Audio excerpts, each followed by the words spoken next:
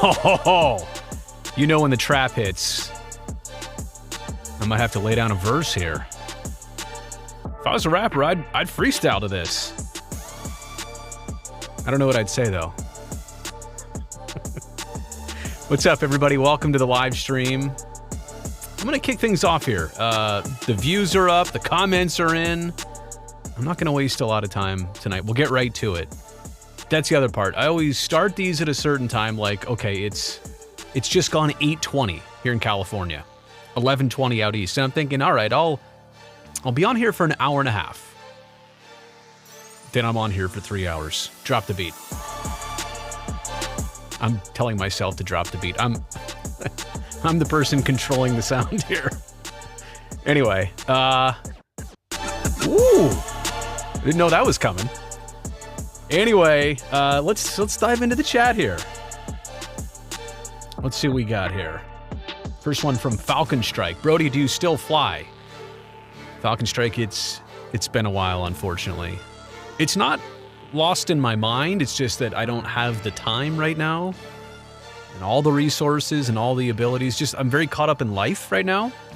At a different point in my life, I flew every day for 1 year of 2008. So I'm not saying I'll ever get back to that frequency, but I will get back to it at some point. I'm not going to let life pass me by and not get back to flying. I asked everybody where they were watching from. Fred listening live from San Antonio. Appreciate that. Cameron, I appreciate you. Puck Guy. What's up, Eric? Let's go. Wayne, I really appreciate that. Thank you so much. Kyle, I'm feeling like an old goat. Feeling like an old Billy goat. Almost got that gray goatee going on here if I really wanted it. I mean, it's gray. I just haven't fully grown it out. Cameron watching from Kansas City, Missouri area. Cameron's in the Show Me state. Hello, M. Raheem83 from Orlando. Maybe or maybe not future home of the Rays. And people get upset when I say it like that. If you're in Tampa, you just have to pay attention to what's happening right now. Because if St. Pete's going to be an issue and Tampa's going to be an issue and Orlando's like, we'll just deal with anything. I've seen this movie before. I know a lot of you watch the videos I do on the Rays on this channel, and it's just that, yeah, that's why I'm invested in it. Because I've seen the movie before, and I want to just alert people to something they're not thinking of. Bamboo Soldier, good to have Berkeley in the house. Middleborough, Massachusetts. Hello, Video Game Nation. Good to see you on here, and thank you for being a member on the channel. I see that. Toronto, what's up, Kyle? Chicago, glad to have the Windy City. David is in Augusta. Did you get out there today? We only have one more big day left. Howdy from Iowa. Man, I love this. This is my favorite thing about YouTube, is broadcasting to the world from my house, my suburban house in the Bay Area. Oh, Fred's in San Antonio. Casa Grande, Arizona. Love that. Puckeye, of course, conquered California. Everywhere around here is Sharks territory. We know that. Ooh, Falcon Strike is in Ducks territory. How's OC Vibe, by the way? Falcon Strike, tell me about OC Vibe. I want to know a little bit more about that. I know they just started that project around Honda Center. Are the Warriors really an NBA Finals threat? It just seems small under the basket. You know, I'll be honest, I haven't gotten to watch as many Warrior games since I started the new gig with the Sharks, just basically since January. What a twist and turny season for the Warriors, though. Start off real hot, cool off, trade for Jimmy Butler, resurgence, then cool off from that, but then maybe now hit the gas just in time for a little playoff run. You know, it really is amazing. The NBA is like, feels like you're never really out of it. I guess hockey is the same way for most teams. There's a lot of parity in the NHL. Just feel like it's unexpected in the NBA. Aaron is in Salt Lake City. P.S. I hope they keep the name Hockey Club. I do too. At this point, right? You've already had a full year as the Utah Hockey Club. And you've got your colors and you've got the sweaters. Now, I do think they need to add a little bit of something to the logo and the jersey and the sweaters, but have your mascot be the Yeti. The Utah Yeti is the mascot. You're called the Utah Hockey Club, and your caricature, your mascot figure, is just a Yeti. It is that simple. That is the end game right there. Because if you go with Mammoth, then you're going to have the issue of, well, are they the Mammoth or the Mammoths, plural or singular? The Mammoth logo and icon and imagery is just never going to be as good as a Yeti. And so that's how you get around it. You're not calling your team the Utah Yeti. You're calling them the Utah Hockey Club. And your mascot is a Yeti. Ryan Smith, give me a call if you if you need that explained. I'm sure they've thought maybe this is what they're going to do. They have three options, right? Mammoth, Outlaw. Is Outlaw one of the finalists? They got it down to three. You got to think Hockey Club, and it's one of the finalists that it's probably a front runner. Cole is in Los Gatos.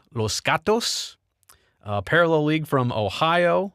Daniel from Northern California. Let's go A's, huh? Tell me more about that. You must be from the 916 area code. You may not be aware of, I don't know, the last 5-10 years, but okay, you do you, Daniel. Again, I'll be honest, not being confrontational here. You just got to tell me more. You got to give me good reasoning behind that. You can't just blurt that out and think that I'm on the same page as you. I'm instantly not, but I can be explained. If you've got a story and reasoning, then okay, I'm with you. Noble Demon, Tim, LaPuente, and SGV. Oh, SoCal. All right, got that. Oh, we have our first super chat, and I do get to these as fast as I can because, hey, that's the priority. And by the way, I don't expect people to be on the super chat, but those who are, I always really appreciate it. It helps me do things on this channel. Add a screen like that, add all the technology. I mean, you can see there's a lot going on here. All of this just didn't appear on its own. I take pretty much everything back out of this that I get from the channel and things like super chats and put them back into the channel. All right, James wants to know, I would love for you to cover more women's sports like the W or PWHL. Hi from Massachusetts, maybe? Mesa, maybe Mesa, Arizona. Never forget Utah stole our team and it's bad ownership's fault. James getting a lot of different things in there. Let me address two parts of this. Number one, what hockey fans in Arizona are going through and have been going through since October, watching their team go play elsewhere. I totally relate now because the A's are up in Sacramento. It's different. It's like apples and oranges in a sense that like the Utah Hockey Club didn't take the name with them. So it is basically the same team, same coach, same GM, a lot of the same players, but at least they're operating on a different name and icon and colors and logo and all that stuff being in Utah. But I do understand the feeling of absence that hockey fans in the desert have probably been dealing with for the last 5-6 months. So I can relate to that. On your other point here, James, I would love to get into more of that. And I think what I need to do, because let's be very honest, on YouTube, you're kind of carved into a certain corner, a certain niche of what you do and what you cover. Now, mine is sports, and largely it's all male professional sports. I'm curious to see how things would go if I started to diversify into the women's side of things. And the point being, number one, I need to see how it would go because I would put a lot of effort into making it look right, doing the same kind of content material that I'm already doing. I just need to make sure that it would go well. And I don't know that answer, yes or no, right now. Maybe it would. Maybe just a little dose at first wouldn't hurt. So I appreciate the recommendation. I just want to have full transparency of kind of why I haven't yet. The other thing is I don't know how else to say this other than use a word that I normally don't. I don't want to half-ass it. If I'm going to do it, I want to do it right. I want to bring up topics that make sense. I want to have some relevancy behind it. So that's my best answer really on two fronts. Number one, I need to see how it would go. And the other part is I also know I need to do it right. And I don't have the time and space right now for that yet, the bandwidth for that yet. But I appreciate the idea and the recommendation. There were a couple other ones in here. Noble Demon Tim, I admittedly projected Ja Morant to demand a trade to Chicago given his own TikTok clout. But yeah, JJ Redick was right about Dylan Brooks. We're going deep into basketball here. You know what? It's amazing too. Let me say this about the NBA. You have more players demanding their trades, I think, than any other sport. Now, basketball players are not even the most high-profile professional athletes in our country. I think football players carry a little more, I don't know, recognition, clout. What am I even talking about here? Star power. they can pull those kind of moves off. But really, football players, they either demand a trade, just get me out of here type situation. They're not as much, hey, trade me to that team right there. In basketball, it's like very specific. And I'm not agreeing or disagreeing with your comment here. I'm just saying what I've always found interesting about basketball is that the players in recent decades, and maybe ever since, LeBron came out and said where he was taking his talents to. Gosh, that was a long time ago now, like more than 15 years. But the point is basketball players specifically spell out who they want to be traded to, what they want to do there. And then I'm not saying it's like tampering, but then they get all their friends to go play there too. So kind of interesting how basketball is different in that way. There was one more super chat I wanted to do here. Austin Westbrook saying, the hockey guy coming to San Jose when?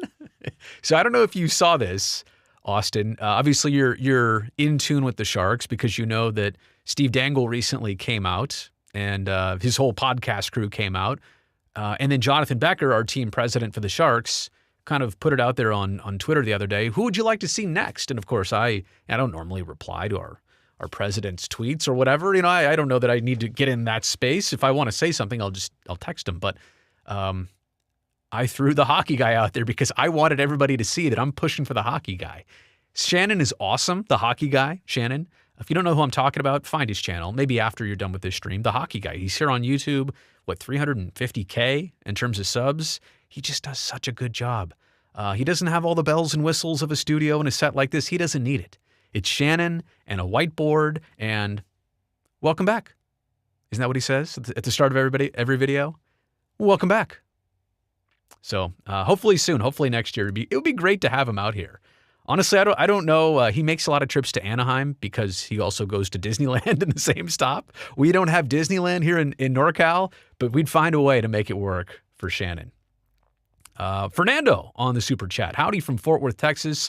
Former Arizona Coyotes fan and fan of the Angels.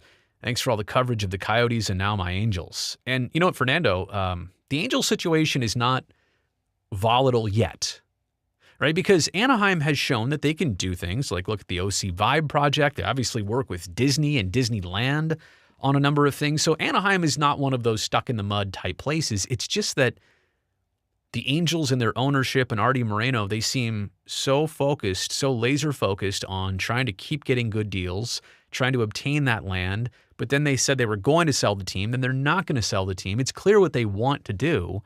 But it also feels like they want to do this all on their own terms. They want to get a sweetheart. They've already got a great lease. Now they want to get a sweetheart land deal. They're probably going to ask for kickbacks on tax breaks and everything else. It just seems like they want everything for free. Now, it's okay to ask for all that for free, but you saw what happened with the former mayor, Harry Sidhu, who was just sentenced to prison.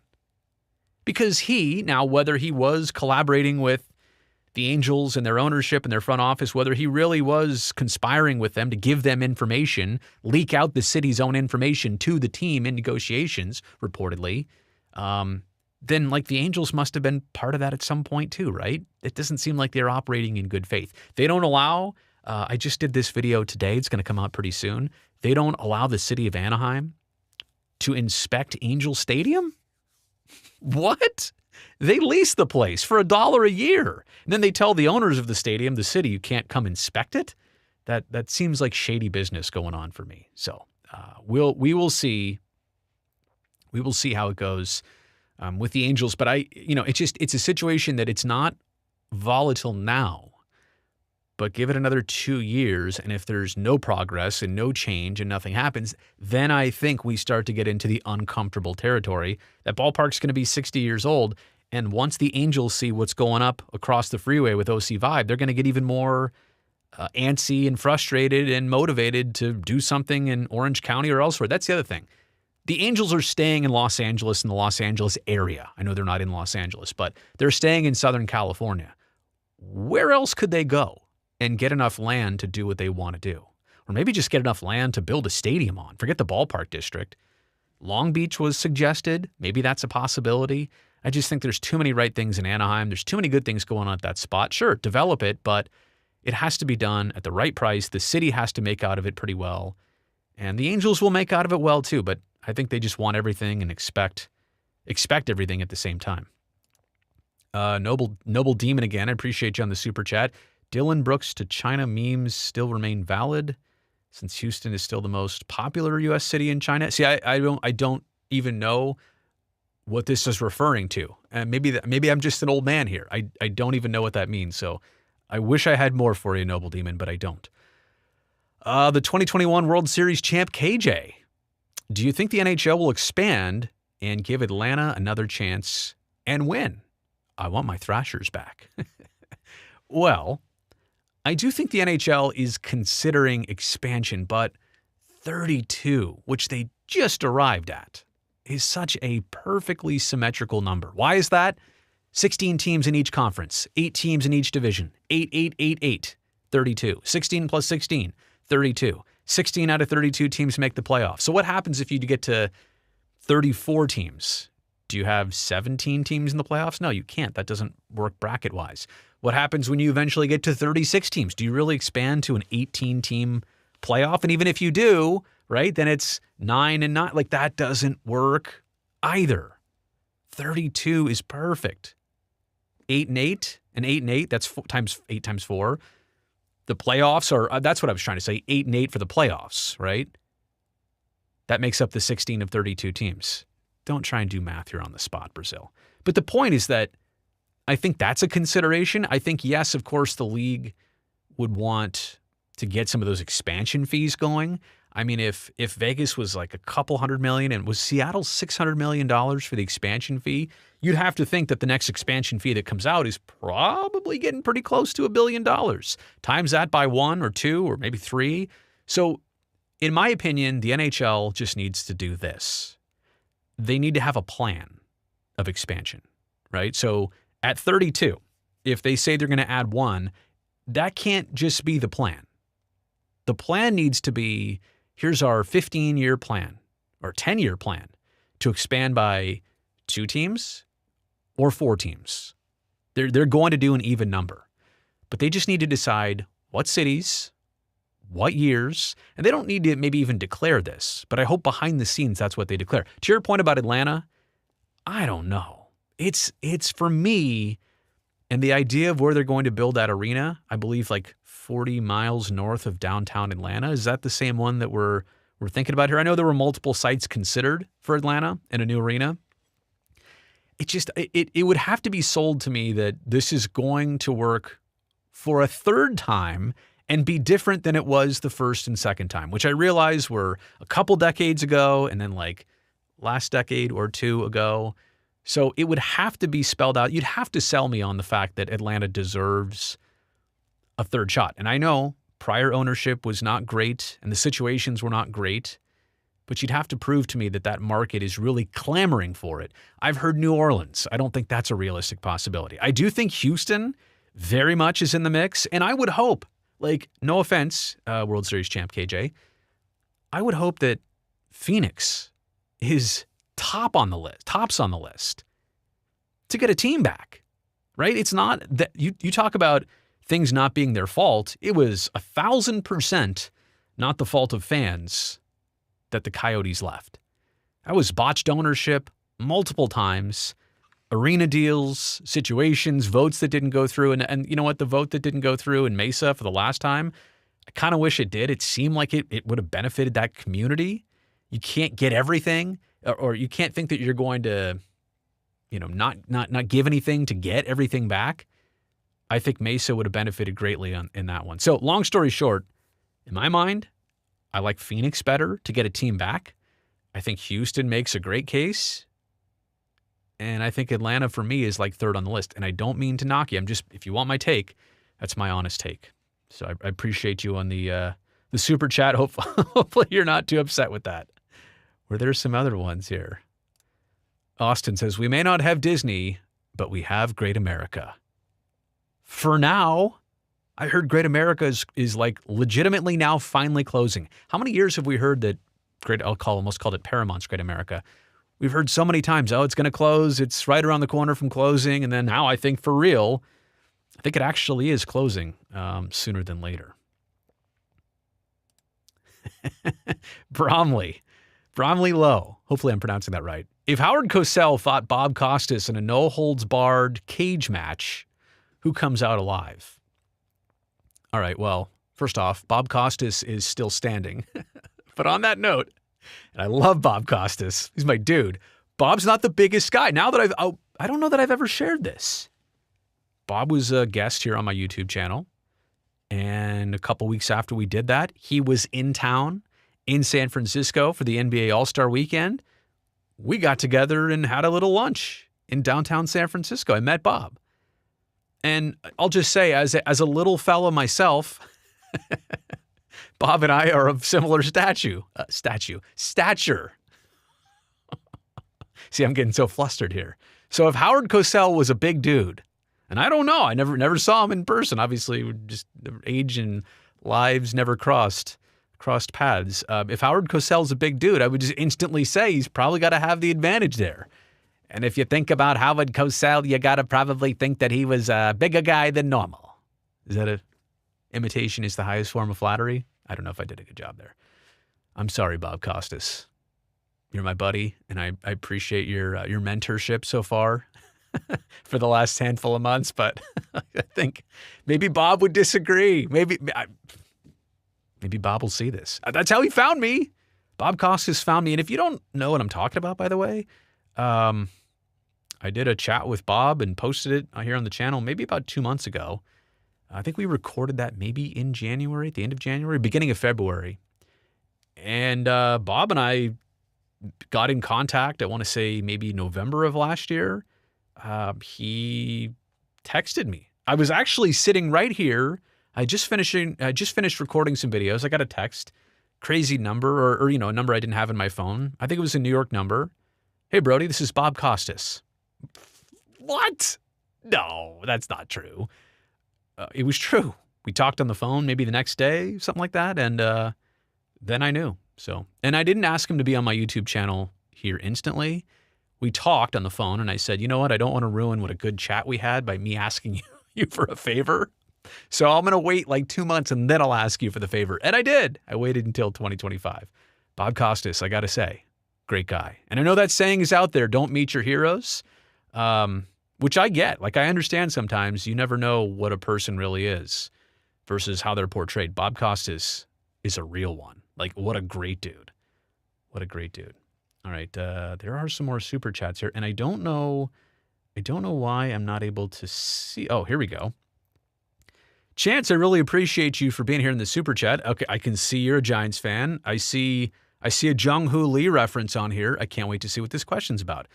Why haven't the Giants got a game in South Korea with the celebrity of Jung Hoo Lee? Saw a highlight video of all his at-bats from today get over 100,000 views. He is an A-list celebrity in Korea. You know what? I just think it's awesome, the following that he has. Now, did I also see that he had a pretty intense, like a walk-up song, but it was a walk-up like theme song where all the fans would like chant or do something in unison. So like, what a cool thing to have. Not only your walk-up song that everybody loves, but the fact that the fans also get into it too. They don't really do that for a lot of players here in the United States with Major League Baseball. I have to say, Chance, first off, thank you for the super chat. I've been dabbling in some Giants. I watched today. It's just, until hockey's over, I've been very consumed with my own work. So I'm letting these like 2.5 weeks of crossover happen, and then I'll pay a lot more attention to almost every Giants game probably. But Jung Hoo Lee, even last year, before he got hurt, and it was so sad when he got hurt, crashing into the wall, and you're like, no, he was doing everything productive. And last year he was leading off. This year he's not, but getting on base, rarely striking out, just putting the ball in play, making contact, playing a very good defensive center field. He's quick on the base paths. There was so much to like even last year in a very small sample about Jung Hoo Lee. And I can see why they love him in Korea. I really can. And I can see why Giants fans are maybe now finally starting to realize what they actually have in him. And I, knock on wood, hope he stays healthy for the remainder of this year. What a great addition. What a great player. I'm so happy they have him. You know what? Maybe you're giving me some advice here. Maybe chances I start to do some Giants videos when the summer really hits. Maybe I ought to do a weekly Jung Hoo Lee update video. if I want if I want those 100,000 views, maybe you're helping me out here. So Chance, I really appreciate it. And you're here on the channel, which I thank you for. And I will scratch your Giants itch, hopefully. It just sounded weird. By the end of this season, I will get to doing some Giants videos here on this channel. George wondering, and George, thank you for being here on the Super Chat, why not cover CTE in sports like gridiron football, hockey, wrestling, and rugby? We've talked about CTE here on this channel in a variety of different ways. I think football players suffer it the most, just the head-to-head contact of linemen on the offensive and defensive side. Certainly, though, any player, a linebacker making a tackle, a running back trying to get through the line and getting tackled. I think hockey players and CTE, I think we may have seen that get cut down on a little bit. And when I say it's the lack of fighting, it's that fighting has declined, right? The amount of fights in the NHL. I mean, even from 10, 15 years ago.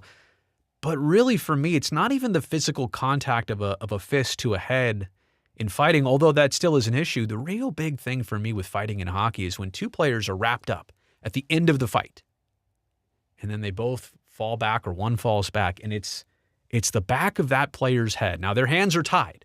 Imagine slipping and falling back like this on the ice, and you can't brace, what can you do, stick your butt out maybe? You can't, I touched the tree there.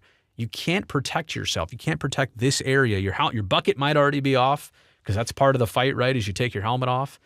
But the back of the head and the fall at the end of the fight, that's every single time the part where I go, get real worried about that. You know what, George, I'm not against, if you haven't seen much from me, I have focused lately on the elbow and arm epidemic of pitchers in baseball. I think that's more of a fixable thing. With football, and you saw players this year start to wear the Guardian caps, but what does that really do for a hard helmet-to-helmet contact? Maybe on the offensive line, it tampers a little bit of the butting heads, literally. I can't speak for wrestling and rugby just because those sports are a little bit more foreign to me.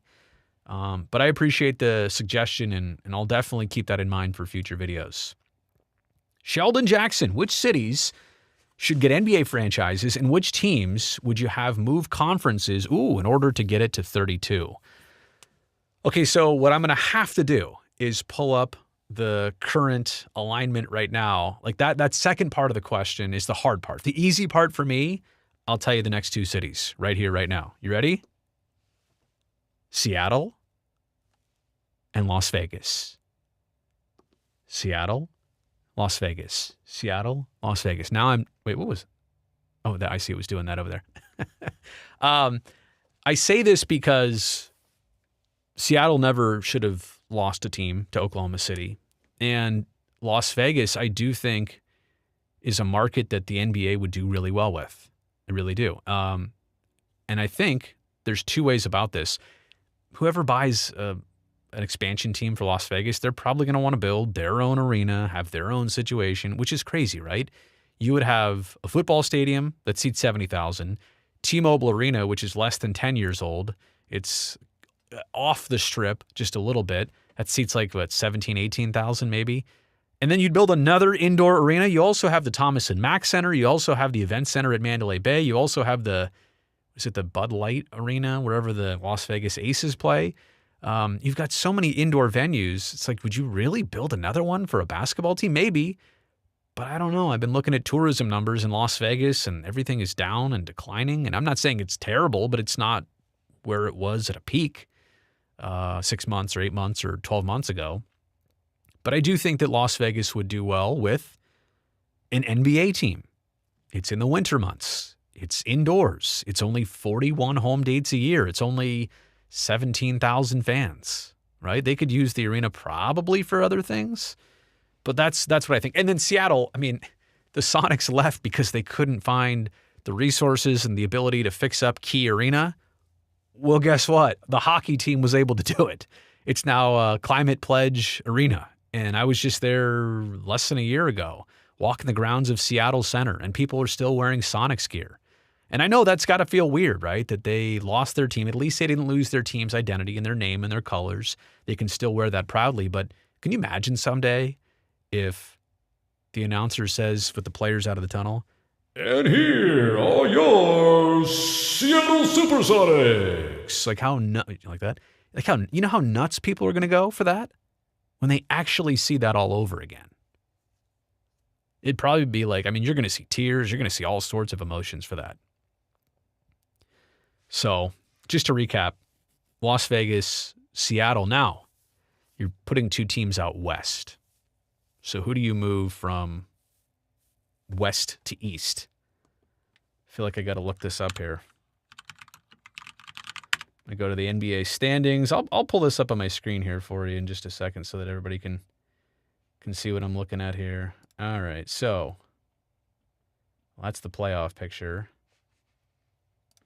Here, I'll tell you what I'll do. I will put this like that. Can I do full screen over here? I'm trying to make it clean so you don't have all my dumb bookmarks and stuff. It's not going to be able to do it. Darn it. All right, well, I guess what, let me just look at this here on the screen. I think I would probably move. So you got to move probably two teams out of the West and move them east, right? Because you got 15 and 15. So I would probably put New Orleans, like New Orleans is in the Western Conference. Yeah, I'd probably put them in the East. And probably Memphis, right? Yeah, it's got to be. New Orleans and Memphis. You are now in the Eastern Conference. Congratulations, I just did that to you. So that answers the question, hopefully, on that. I appreciate, Sheldon, I appreciate that from you. All right, let's see what else we got here. Oh, look at that. Scott was already calling it for me. Scott was doing the heavy lifting, and I should have just read the comments here. I have the best toys. You know what? It's just that I built this home studio, so I pretty much know how to use it and like backdoor everything and make things work. Cole, you want some weekly Giants videos? Okay, I will get to that. I just, for me, and if I'm being very honest here, the A's thing is still fresh in a sense that there's a missing part of me right now. And I am so busy, like with the Sharks and finishing up our season, which this time next week it'll be over. But I haven't had a time to like the downtime yet to look at it and say, wow, this is really different. But I know in the back of my mind that day and moment are coming where I'm going to say, all right, hockey's done for the Sharks. I'll still watch the playoffs. I'll still watch the World Tournament, the IIHF World Tournament, but I haven't got to that point yet where I'm empty and there's no baseball team in Oakland for me to watch. But I'm just going to take all my energy and focus and YouTube videos and, it's clear what I'm going to do. I am going to do that. And I was talking to somebody the other day about, well, is it easy to like make that switch for you? I mean, you were so connected and tied to one thing. Yeah, but I live here in the Bay Area. It's not that I was against the Giants the whole time. It's not like I harbored bad feelings against the Giants. I was connected to one side and doing my thing as best I could, and I leaned into it, right? And if I was doing the Giants this year or whenever, last year, 5 years ago, I would have leaned into that too. Lean into anything I do. You guys know me. That's what I do. I lean into it. So I think when I look at that team and I look at a player like, a person like Buster Posey taking over as the GM and my buddy Bob Melvin as the field manager and Matty Williams in that dugout and Ron Wotus, who I know in that dugout, and Randy Wynn in the front office, who the team just hired this past offseason. So many people that I know and respect, and Matt Chapman on the field, who, I was fan club president of for so many years.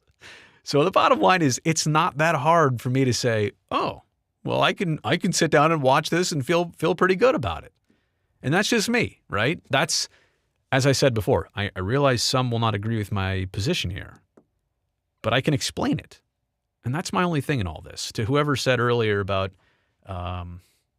let's go A's, well, just explain it. Explain who you are, where you're at, why you feel that way. If you can explain it, we're good. Uh-oh. I just tried to click on a comment there and give me the screen of death. try this again. Somebody had just said that the Minnesota Twins changed their reverse retros. Let me try this. Okay. Will MLS, MLB, or NHL take the NBA's spot? NBA trending down, LD. So here's what I can tell you. What are we talking about? Like valuations of teams or viewership? What I can tell you is that football is way out ahead of everybody else. Continues to be that way. The NBA also has a really significant lead on baseball and hockey. Where it gets interesting is that baseball doesn't really have a lead on hockey much anymore or at all anymore. The core evaluations of Major League Baseball teams is only a slight tick ahead of the group of hockey teams. And they're all together because, well, it's a hard salary cap league. There's a floor, there's a ceiling. There's so much parity in the league that the valuations are also pretty tight together. So I can't answer who would take the NBA's spot because 3 and 4 are baseball and hockey, and baseball and hockey are a significant ways behind the NBA. But hockey is bound to leapfrog Major League Baseball, if you can believe it. Baseball is just, it's in some weird spaces. The TV contracts thing, regionally and nationally, and a handful of teams threatening relocation. I mean, look, it's not just Oakland going to Sacramento by choice and playing in a minor league stadium by choice, which, by the way, did a Mets player get hurt today and had to get carted out to the visiting clubhouse, and cart number 1 didn't work, and then cart number 2, whatever. But like, you have 2 teams playing in minor league stadiums. You've got 2 more teams, or you've got a couple more between the Royals and the White Sox and the Angels, with some uncertainties about where they might be in a couple years and how much public money they want. Baseball's not in a great spot like it could and should be. That's all I'll say. But I appreciate the inquiry. Eric says the Cubs just beat the Dodgers 16-0. Wow. Bigger they are, the harder they fall. But you know what? That's why you play 162. You're going to have some clunkers. Oh, there's always room for you on the north side, Brody. I will be in Chicago later this summer, Eric. Usually it's only for a couple hours. I fly in and then we drive out to the in-laws' lake house over in Indiana, which is a couple hours away. But and we always say when we fly in, we should stay in Chicago a night. And then we never do for whatever reason. I've been there a bunch. I love Chicago. I really do. LD again, was the MLS Apple deal a mistake for MLS? I just did a video on this not too long ago, LD, and I don't know if you're new to the channel here or not. So I probably won't be able to say it as well here as I did in the video because it had tons of preparation and background. But the simple point is this. The problem with the Apple deal for MLS is that it kind of puts them behind a paywall. It does. For most of the games, most of the matches, for most of the season. And so the hardcore MLS fan, no problem. They're subscribing. They knew where to find the games. They're tuned in. They're trained in. They're good. But if MLS is trying to grow like it is, then putting it all behind a paywall and people can't find it and they're not just flipping channels. Oh, I'll watch these 2 teams. They don't get that, right? When you jump behind the paywall, you do get subscription fees. Apparently, I've seen some of their productions. It looks good to my eye so far. Like the quality of the work is good. It's just hidden, right? So when I say mistake, I'm not going to say it's a mistake. Streaming is the future. Packages like with Apple or Amazon or maybe Netflix, when they ever get into this, those are all understandable things. And the bar has been and kept and set pretty high for these types of streaming productions. So I'm not going to say it's a mistake, but I do think one of the things that MLS is realizing is that when they went with Apple, like they're now off the radar of the casual fan. And if they're still trying to grow and expand, you need the casual fan. And they're not all paying on Apple TV. So that's kind of my biggest point to make. But I highly urge you, LD, to check out the video I recently did here on the channel. Chance wondering, was I fortunate enough to meet Bob Uecker? What is your favorite Uecker quote? Well, I don't know if I'm quoting Bob Uecker or Harry Doyle when I say just a bit outside. Or who cares? I think he says something. Nobody's listening anyway. I was not fortunate enough to meet Bob Uecker. And there's no real good excuse. Over the years, I knew enough of like A's broadcasters. If I really wanted to, I could have said, hey, when the Brewers are here and if he's out here, could you introduce me? Could I, and what is it? It's usually a 5-minute conversation. I'll ask a few questions, shake hands, see if we remember each other's names by the end of it. I wasn't. And I'll tell you, Chance, it's sometimes you get caught up in the appropriate nature of it. Like, I don't want to be a burden and say, oh, can you introduce me or whatever? But it's like, what if you had a really good moment or interaction with somebody and now I'd be glowing about it, So I missed that. And sometimes I say, who cares how people think in the moment? So what if it gets a little awkward or whatever, but you'll always have that moment and it'll always work out better than you think anyway. So I wasn't, but everything I ever heard about him as an announcer, as a coworker, as a person, he really sounds like he did it all the right way. And for somebody like myself who, I don't know, maybe mid-career, somewhere along those lines, it's never too late to, kind of reshape where things are going and have inspirations. And so he seems like a good one to model yourself after for sure. Christopher, it says, I missed your super chat earlier. Okay, I'll tell you what, Christopher, if I did, and I apologize about that, just put it again here. Let me, don't super chat me again. It'd be wasteful. I apologize if I did. I really try not to. This is like my worst nightmare, by the way, Christopher, just so you know, and I appreciate you're a member of the channel, which now now I'm really feeling bad. Like I'm talking myself into feeling worse. I hate missing people's super chats. I really do. It's like the worst thing I could do. So Christopher, when I see you pop up here again, I'll go for it. Falcon Strike. Jose Canseco was my favorite player as a kid. I thought the national anthem said, Jose, can you see? I remember doing that too, to be honest with you. Jose and Mark. There we go, Christopher. Now I got you. Have you seen the USL will compete with MLS? And MLS has held off on moving to an August to May calendar to match Europe until 2027. Oh, you love the channel. Thank you so much, Christopher. You know what? I did not see that. And this kind of sounds like a video that would be right up my alley. The nature of sports, business, pretty big shift, right? If the USL schedule and the MLS schedule, I guess, what you're saying is more aligned here. Moving to an August-May calendar to match Europe until 2027. Interesting. I'm going to have to do some more looking into this, but I think that's a video idea that you just gave me right there. So thank you very much, Christopher. Okay. What event outside the USA would you want to see? Well, this doesn't have to be outside the U.S. because I'm pretty sure the Olympics are coming to both Los Angeles and Salt Lake City in the near future. But I've never been to any Olympic events. So that's kind of one for me that, and I think if I were to go to the Olympics, I think I'd want to see some what I consider more obscure sports, right? And events. I don't know that I mean, like going to an Olympic basketball game, sure, that might be pretty fun.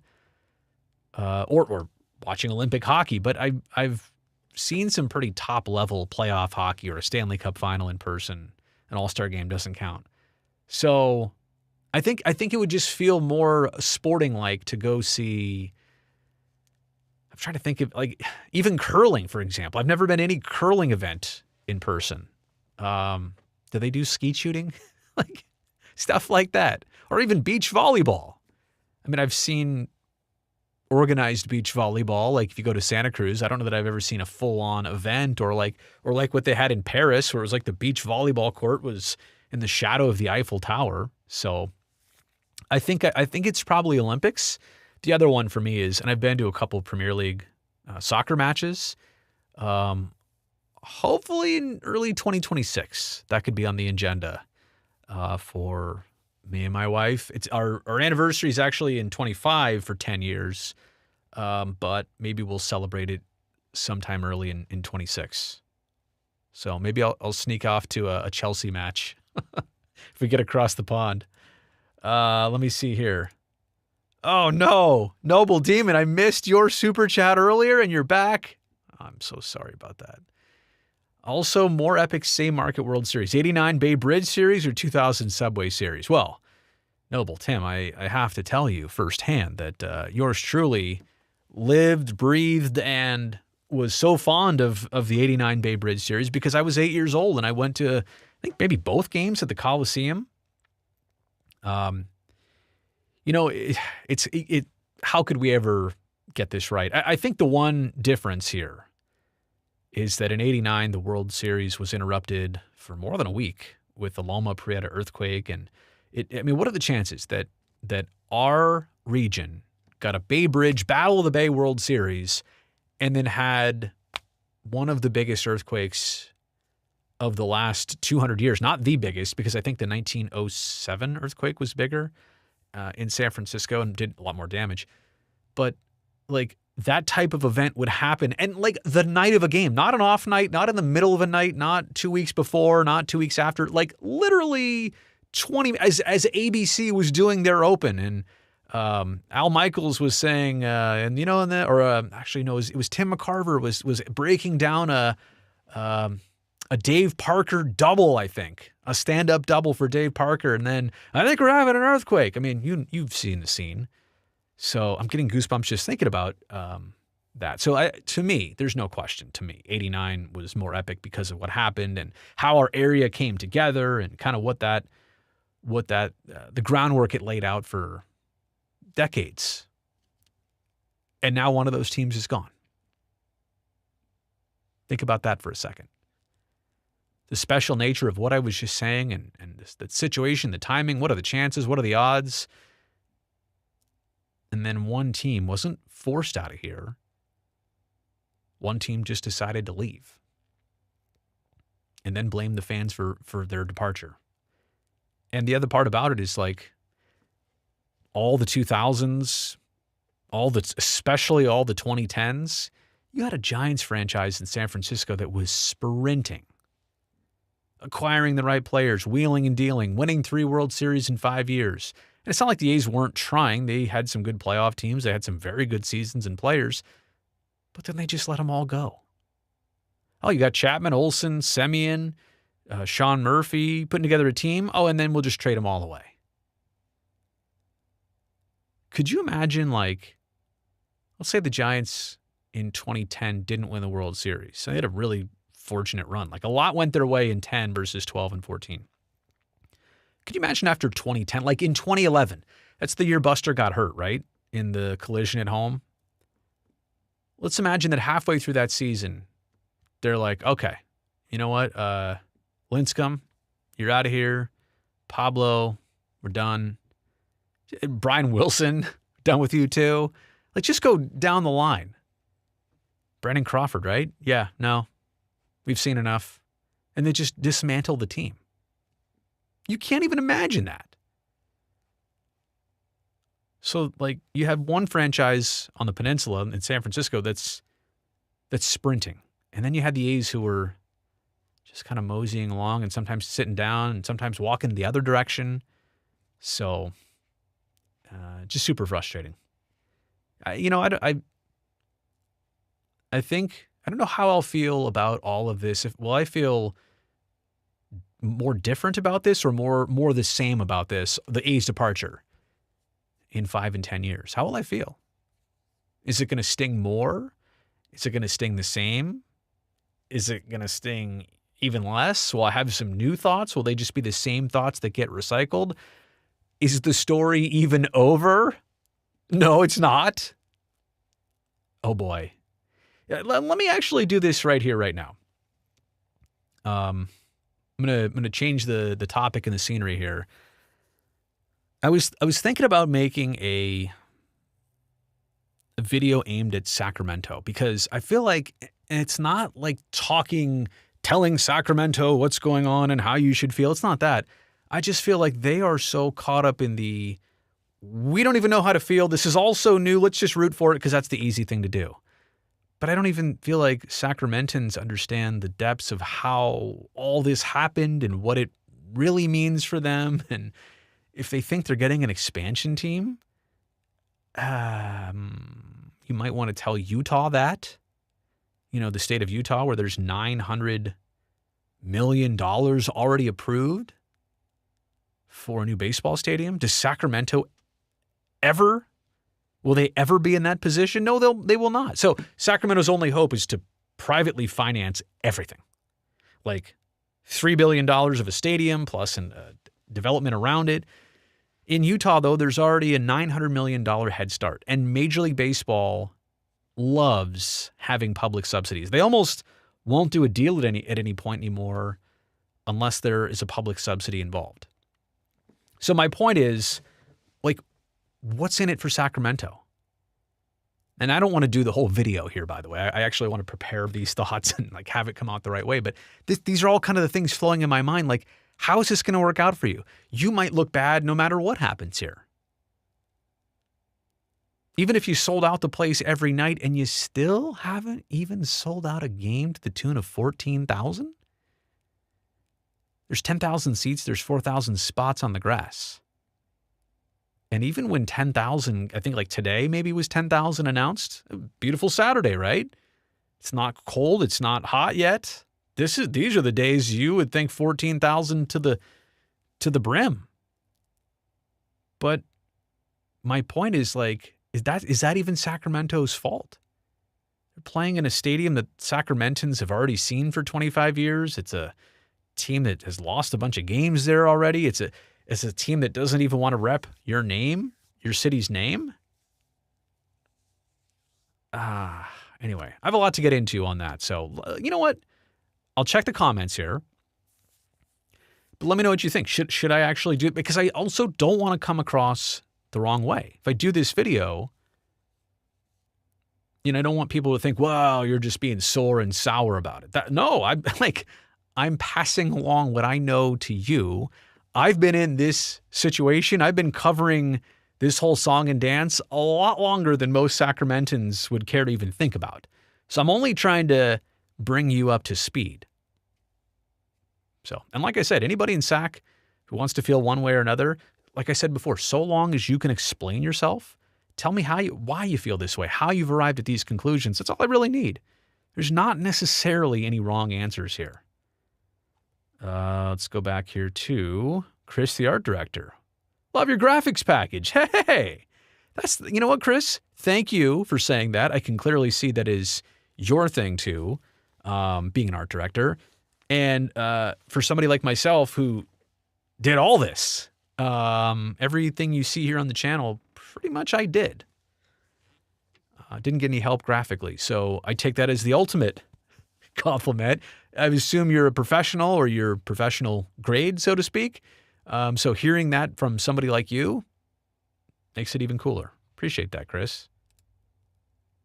Could the Coliseum be renovated? Mount Davis go. From Dirty Jim and the Boys.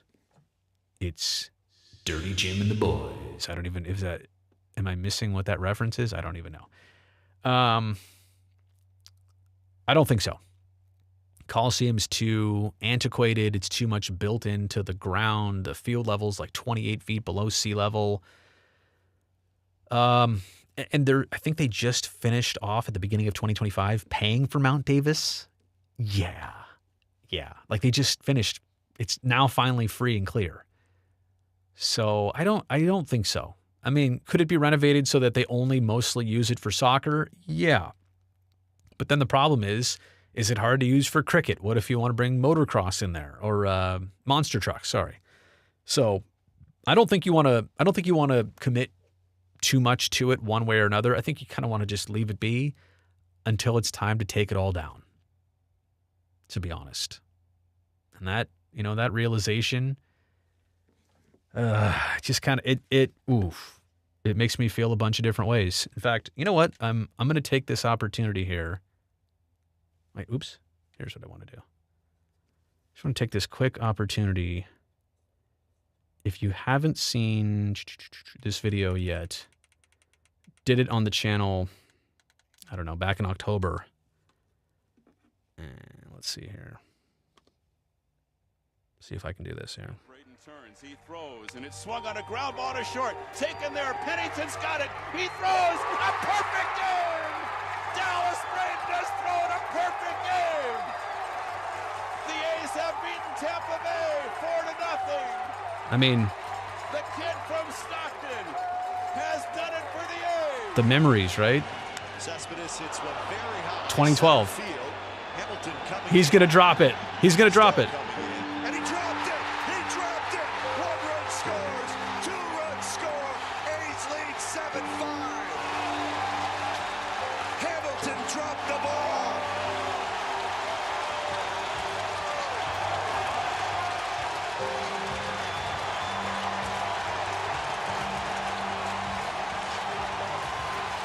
I mean, just the energy of this place. Fly ball. Center field. Coco. Ball game. Western Division. The Oakland A's have shocked the Rangers and the baseball world, and they are the AL West. Anyway, it's just it's hard to look back on all this and think that it'll just never look like that again. That is a really, really hard realization. We've known, like, for a while, more than a year now, that this was the conclusion, but now that we're here, wow. Let's see what else we got here in the old chat. Bakersfield listening. Appreciate you, Phil, for checking in down 5 or 99. David saying it's fair game. Go for it. Sacramento is 100% fair game. And look, and I know what you're saying, David, is just go out and say what you want to say. I just want to make the point, like, I'm not here to do a rip session video on Sacramento. That's not it. The video is just, it's more about evaluating what's happened so far in Sacramento from somebody who saw all the prior chapters in Oakland, if that makes sense. It's like you don't get to stop writing your own chapters and shut that book and then do a volume 2. Like, this story is still going. I keep saying this. People ask, well, are you going to still cover the A's situation? I mean, it is a plane that took off. It is a flight that is still in the air. Maybe they'll do a touch and go in Sacramento, but are they landing for good there? Do they think they're taking off again? And, like, the flight is not complete. So when the flight has landed for good, I will stop tracking the flight. We're supposed to have groundbreaking in June. That's in less than 2 months, or about 2 months. I suppose we'll see how that goes. I do see another super chat here. Brian Medina, do you still follow the A's, or you follow another team, or will you? I have not watched a second of an A's game this year. Not at all. And I said earlier that I've just peeked in on Giants games, a couple innings here, a couple innings there. It's just because I've been so busy. That'll change once the hockey season is over. I'll just have more free time and more nights and more opportunities where I'm not tied up doing as much other work. So, see, and let me make this point here, Jersey Devs. Ripping on Sac is a favorite pastime of Bay and SoCal snobs. So this, to your point, is what instantly holds me back from doing said video. But it's not that I'm going to do this. It might be taken this way, but how much, like, I can only show and deliver this message so perfectly, and even still, some people might accuse me of saying, whoa, you're just the Bay Area, not only Bay Area snob, but also bitter about where they're at, and you lost them, and you lost. It's like, nope, I was just the hostage negotiator. I wasn't, if this were a game and a sport of performance and who performed best, I would have won. I would have won, whatever that means, and we would have won. Shouldn't even say I about that. But this was, like I said, more of a hostage situation. So no, this is why I'm cautious. That's why I haven't made this video yet. Is because I don't want to come across like that. I think that's the opposite. That's the exact opposite thing of what I'm trying to do. Meeks on the super chat. Hello, Meeks102. I appreciate you for being here. I traveled from Kentucky to see the Coliseum last season. I got to talk to old heads about Jose and Ricky. I'm still heartbroken on what has happened. Thanks, Meeks, for putting it that way, and for somebody who traveled all the way, more than halfway across the country to see Oakland before it was said and done. And, I think when you put Ricky in the same comment as heartbroken about what has happened, let us not forget that precisely 3 months after the A's played their last game, Ricky passes. I mean, it's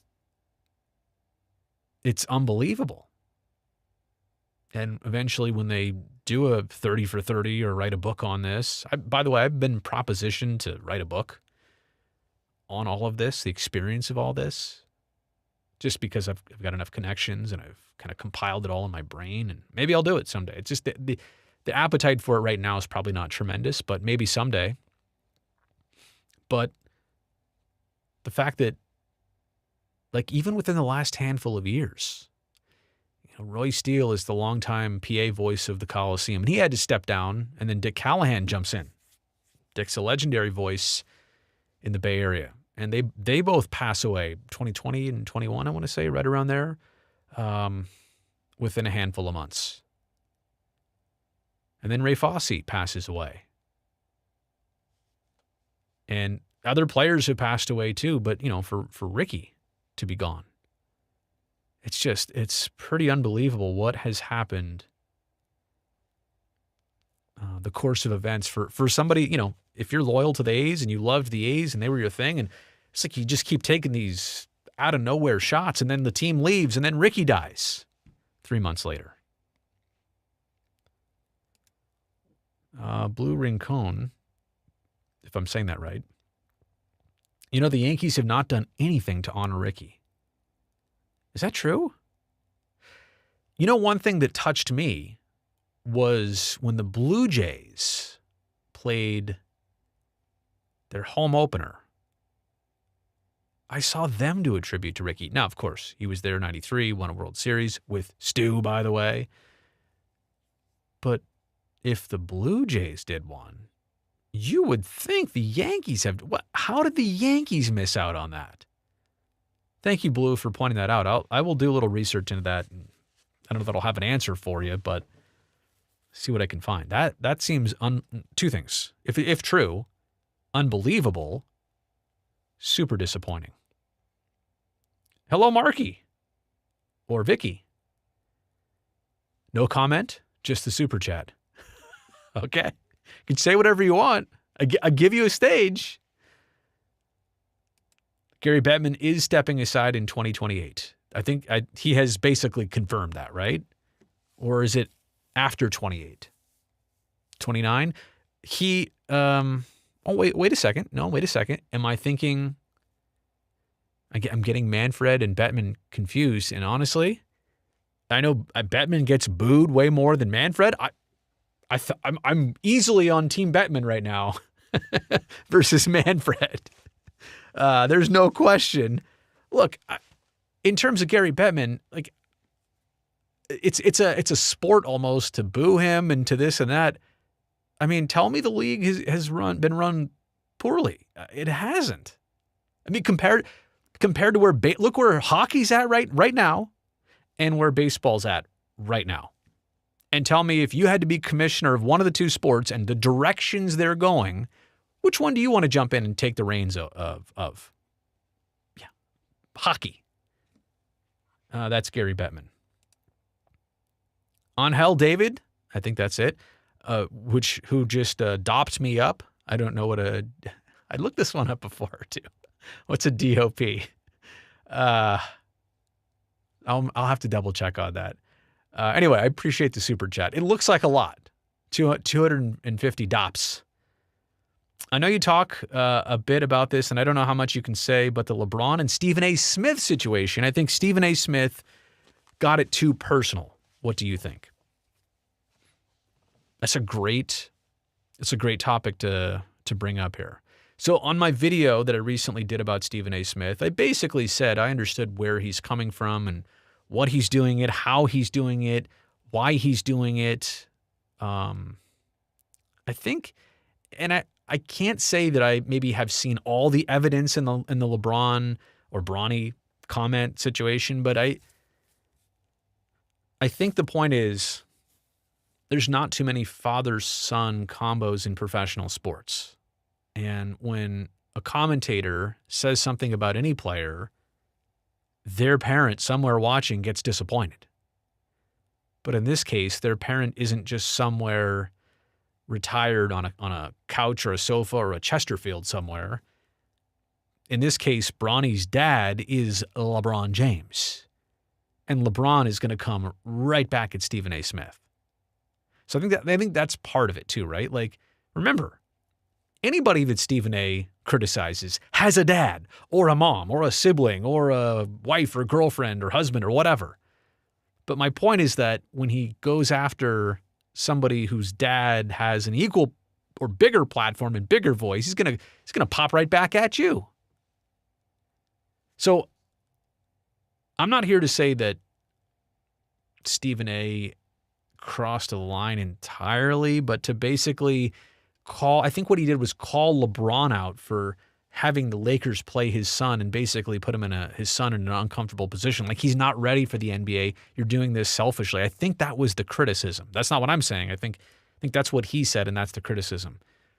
I get why LeBron was mad.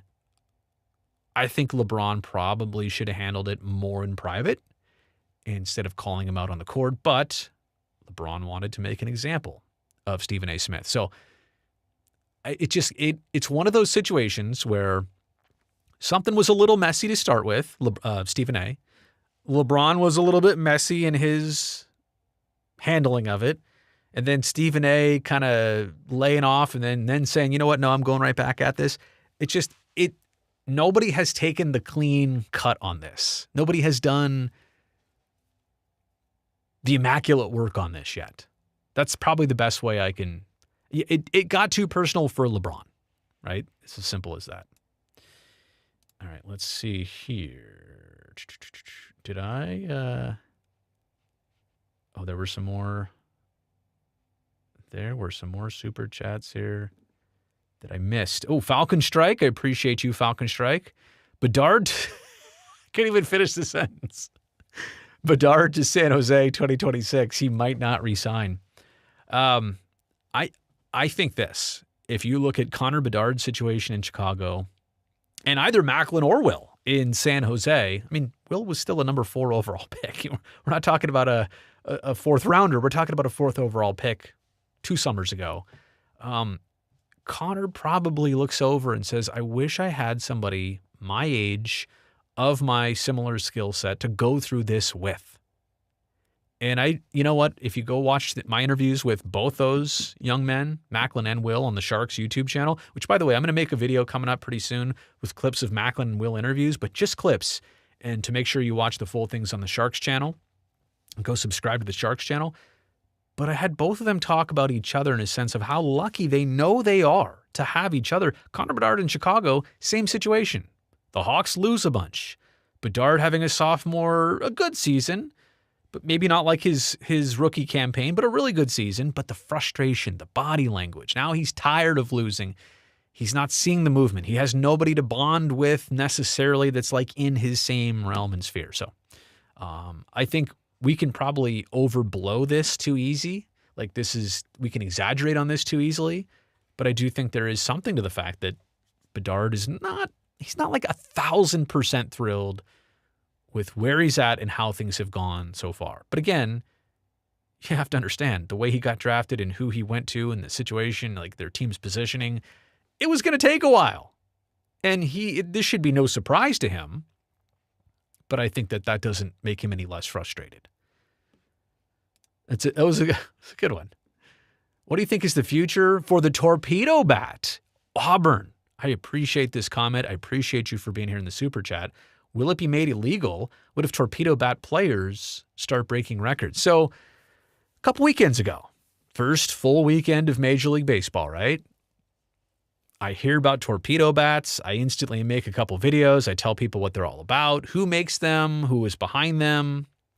Good old Lenny, who's now with the Marlins and kind of came up with this during his employment with the Yankees. How much have you heard about torpedo bats in the last 2 weeks? Not as much, right? And everybody was going to get an order. Everybody was going to try them. There were like 12 players that had them, and like another dozen had them on order, and like maybe 14 total teams were soon getting involved with ordering torpedo bats. But like, have the Yankees scored a bunch of runs every single game? Now they're the Yankees too, but how about other teams and other players who we know ordered these bats? How are they doing? Why aren't they lighting baseball on fire? I hate to say it, but I think the torpedo bat situation was this. And I still think there is something to the science of it. And I still think that if you're the right type of hitter matched up with this certain type of bat where the barrel is just different shaped and it's tapered at the very end at the cup, you already know what it is. But I think what might have happened here is that because it was so new and fresh coming out of spring training, and the Yankees had that first weekend where they scored like 35 runs in 3 games and 9 homers one day, and Judge had 3 or 4 homers within the first couple games. I think we all got bamboozled a little bit into thinking that this was going to revolutionize hitting. It was going to change things for everybody. Anybody who picks one up, it'd be perfect. I still think it's a very specialty thing for certain hitters who hit the ball on the bat, make contact, and usually in a different spot of the bat. So they're just trying to basically move where the mass is, where the barrel is, and try to taper the weight differently. I wonder, and it's still going to take us like half a season to really figure out the answer to this. I think though everybody just got excited because it was new and it was discovered and people didn't know about it. People on the inside knew about it, but even they were like, yeah, we've known about this. It's not a big deal. You think it's a big deal? Yes, we do. I think what's going to happen is that torpedo bats may not be the game changer that we thought they could be after that first weekend. But time will tell. When will I make an evaluation on that? Probably by June. Let's see how June goes until we have a large enough sample size of 2 things. Who has been using a torpedo bat this entire time? And what do their stats look like? And some players are going to have a better season inherently with the same bat or a different bat. But my point is the stats are independent of each other because everybody's having a different season. But on the average, if a player started using a torpedo bat this year, what happened to their stats? What happened to the average stats for all the players using these bats? That's what I want to know, and I guarantee you somebody's already working on that story, and I'll probably do that video in a couple months. Auburn, that is a great thing to bring up. Thank you for that. The Mets honored Ricky during the game versus the A's. Yeah, and I mean, that's the thing about Ricky, right? He played for literally every team in baseball. How many teams did he not play for? You're like, oh yeah, Ricky never played for the Mets. Oh no, he played for everybody. So, that's kind of why I feel like, like Jackie Robinson meant something entirely different to baseball. But every team retired 42. Now, I'm not asking any other team to retire the number that Ricky wore with them, but I'm just saying the teams that he played for, right? When you are universally appreciated, like Jackie was for, his backstory, his contributions to culture and humanity and baseball, all that stuff. But Ricky, having played for the teams he did, you would think that even if Ricky played only, I should look at the breakdown. What's the team that he played on the shortest? Now I want to go look this up. My point is, even the team he played on the shortest should do a Ricky Henderson tribute, right? There's no excuses for not doing a Ricky tribute. Let's see what else we have here. Bomba time as a Minnesota Twins fan watching the Oakland situation, and it sucked. But I hope the Twins don't do the same thing to us. Wow. Well, you've got the Pollad family out there who has basically said, right, that the team is up for sale. And at least the one thing, Bomba, that you've got going for you as a Twins fan is the ballpark. Target Field is built. It's relatively new. And this is almost the safest time to have the team be up for sale. Could you imagine if Target Field were 35 years old? Now we're talking about like in the same days at the end of the Metrodome. Oh, we got to figure out the replacement here. We got to have a different situation. And so having old stadium plus team up for sale, it's a bad combo. That's where somebody steps in and maybe wants to buy the team and move the team and it gets ugly. But at least you have Target Field. You've got an established market and audience. You've got the Pollad family basically saying, and you probably remember seeing that statement by them, that they are trying to find the next group that can be stewards of the franchise and take care of the Twins in Minnesota. So I think you're safe there, but I understand how it feels a little uneasy, right? During these times that, and especially, Bomba, I don't know how old you are. I think it was the end of the 2001 season. Was it the Twins and Expos that were voted to be contracted from Major League Baseball? Think about how crazy this is. 25 years ago, if baseball were having problems with their teams and getting new stadiums, baseball would say, well, you know what? We're going to shut this team down. We're going to contract this team. Minnesota Twins, it was the Twins because it was the Metrodome that had the contract, and a judge ruled against baseball and saying, well, you can't end their contract. They've got a contract with you. Well, we got to keep the Twins. Oh, and we've also got to keep the Expos. The Metrodome saved the Twins. But I think the point what was the point I was trying to make there? Totally lost my train of thought. It's one of those frustrating situations where, I know what I was going to say. Baseball 25 years ago would just tell a city, we're going to do away with your team. Now they say, well, Minnesota, you're not going to give the Twins money for a new ballpark? All right, Minnesota, how would you like to move to Omaha? Omaha, they'll give a team $350 million for a stadium. They've never had Major League Baseball there. Minnesota, you might lose your team to Omaha if you don't watch out. So it's funny how they've gone from contraction to relocation is the new bargaining chip. Let's see what else we got here. I did see another super chat. Daniel Young. Daniel, I don't know where you're at in the avatar there, but that looks like quite the landscape and scenery behind you there. Good night, everyone. Wanted to ask a quick question. What do you think of Major League Soccer in serious discussions to move to an August to May schedule? Okay, so that's the second comment I've seen on that. Daniel, I wasn't aware of this until somebody else said it earlier. Like to have everything align, right, with European soccer. Super interesting. Is it gonna help MLS? So you know what you just did, Daniel? You gave me a video idea. And I appreciate that more than any comment or super chat.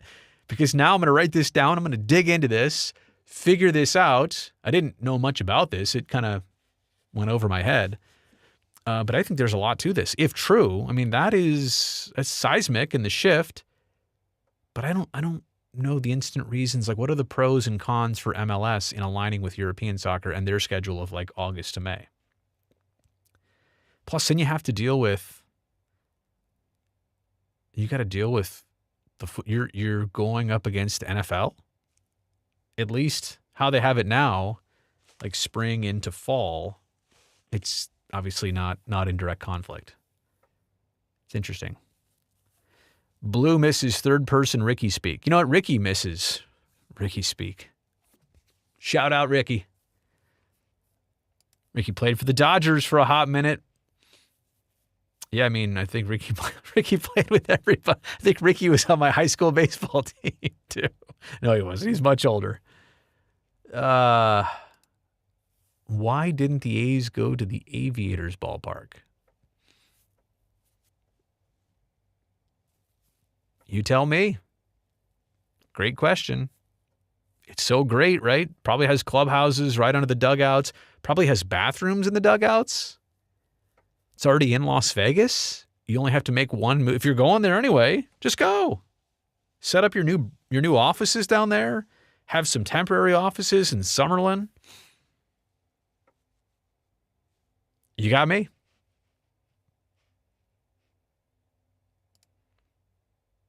On NBC News, you said nightclub? Did I? What? Was I on NBC News? I said nightclub? Not sure what that was all about. I have not, and I've not been to Brazil. And to answer all the questions from my childhood, not from Brazil, never been to Brazil. I'm not the king of Brazil, don't own Brazil. I would just like to visit Brazil one day. I'm simple like that. Rally Chris, I'm an Angels fan. Any update? Will the Angels become the Anaheim Angels again? Ooh, spicy question, Chris. So I think the main reason that Artie Moreno would shift the team's name from either California Angels or Anaheim Angels to Los Angeles Angels is because putting Los Angeles ahead of the team's name like that, even though they're not in Los Angeles, it just ups the value of the team. Now, what does it matter unless Artie's selling the team? If he's keeping it until he dies, then the value doesn't really matter as much. But in my opinion, maybe he thinks he gets more merchandise sales out of this. Maybe he gets more marketing out of this. Maybe he gets more advertising in the short term. But the overall big picture, right? Why would the ownership care about a location other than one thing? It somehow makes you money. The name makes you money. The association with geography makes you money in that market. They're still in Anaheim. They're still in Orange County. They're still right off the 5. And I said because it's in Southern California. That's why they're going to keep that name forever. That's why when the mayor of Anaheim comes out to say, I'd really appreciate it because you're such a big deal in our community, and the stadium that you don't pay any rent at, that we own, that we kind of give to you, that's in Anaheim, we'd love it if you just called yourself what you are, the Anaheim Angels. And they're like looking at each other like, no, we make a lot more money by calling ourselves whatever we want. And the Los Angeles thing for them, I guess, is working. So Los Angeles Angels, it's going to be. I don't know if the allergies are kicking in, but I'm feeling like all of a sudden my eyes getting super watery. And I have this home studio set up where the lights are pretty low in here. It's not like I'm getting blasted by lights, but like itchy eye. I'm starting to water a little bit. I'll take myself off the main camera for a second.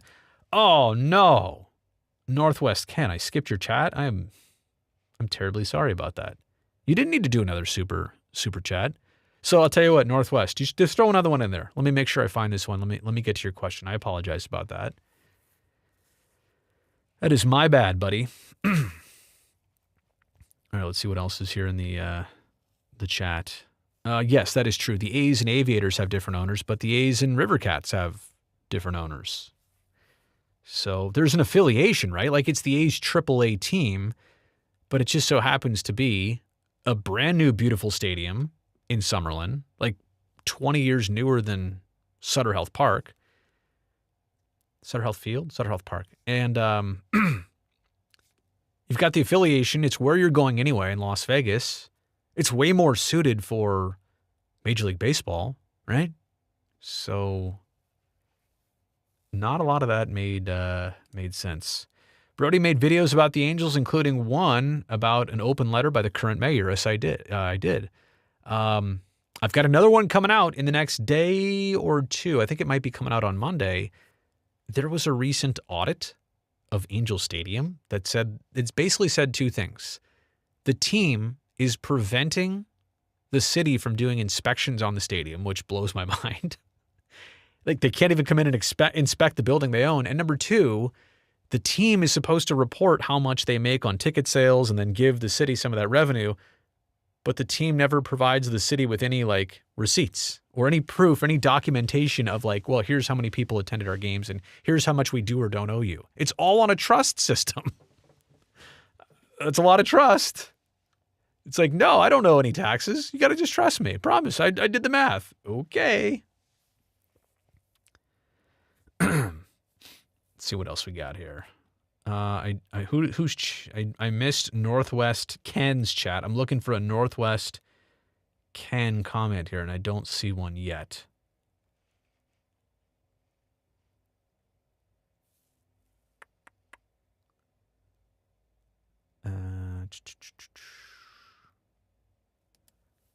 Dakota Bedard, I'm talking about NBC roof collapse? Roof collapse there? I might have missed something. I haven't been on the news maybe today. Gosh, I don't know anything about this. Should we go to the phones? Yeah. David, are you thinking that the live chat's not popping here? You want to go to the phones? All right. We can go to the phones. I'll tell you what. Give me a second to set this up. I will take a few calls. In fact, I'll put the phone number on the screen. We're not there yet. I haven't got it set up yet. If you're calling in, just give it a beat. Let's see if I can just do this here. Uh-oh. I typed in the wrong address. There we go. All right, phone number is up on your screen. I'm pretty sure I can take calls just like this. Take it off, do not disturb. We should be good here. Oh. That was me testing it out. Oh. Sorry, that was really loud in my headphones. I apologize if that was loud for you. Okay, so look at that. Here we go. 2 calls right away.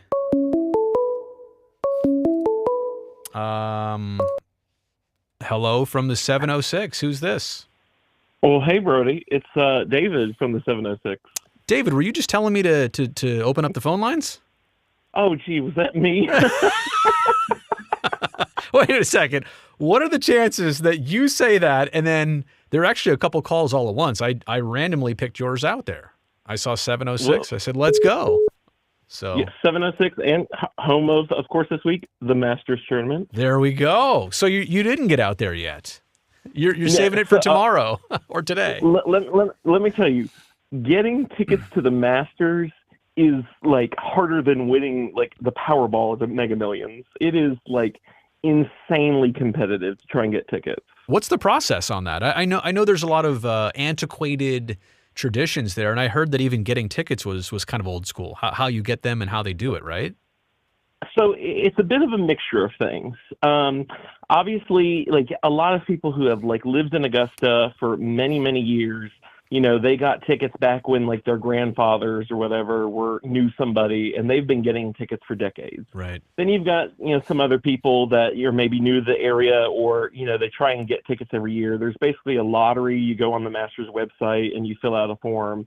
And, you know, a lot of times you'll get that disappointing email, hey, you didn't get selected for tickets this year. Or, you know, I mean, they've expanded the opportunity now where, you know, you might not get tickets to the Masters tournament itself, but you may get tickets to the women's amateur tournament or the drive, chip, and putt challenge. So they've kind of broadened it a little bit more with that. But it's a little bit tighter because, and this has kind of actually been a kind of a scandal over the last few years, the Masters is very strict on ticket reselling. They're basically, if you get caught, in essence, because it's in their contract with the tickets, if you get caught trying to sell your tickets, you can be permanently banned from being invited to the Masters ever again. They have a permanent... You can't resell it in any way, shape, or form? Like, if you get the ticket, you have to go? So, I mean, you can kind of do it on the side, and you have maybe a buddy that wants to go, right. But...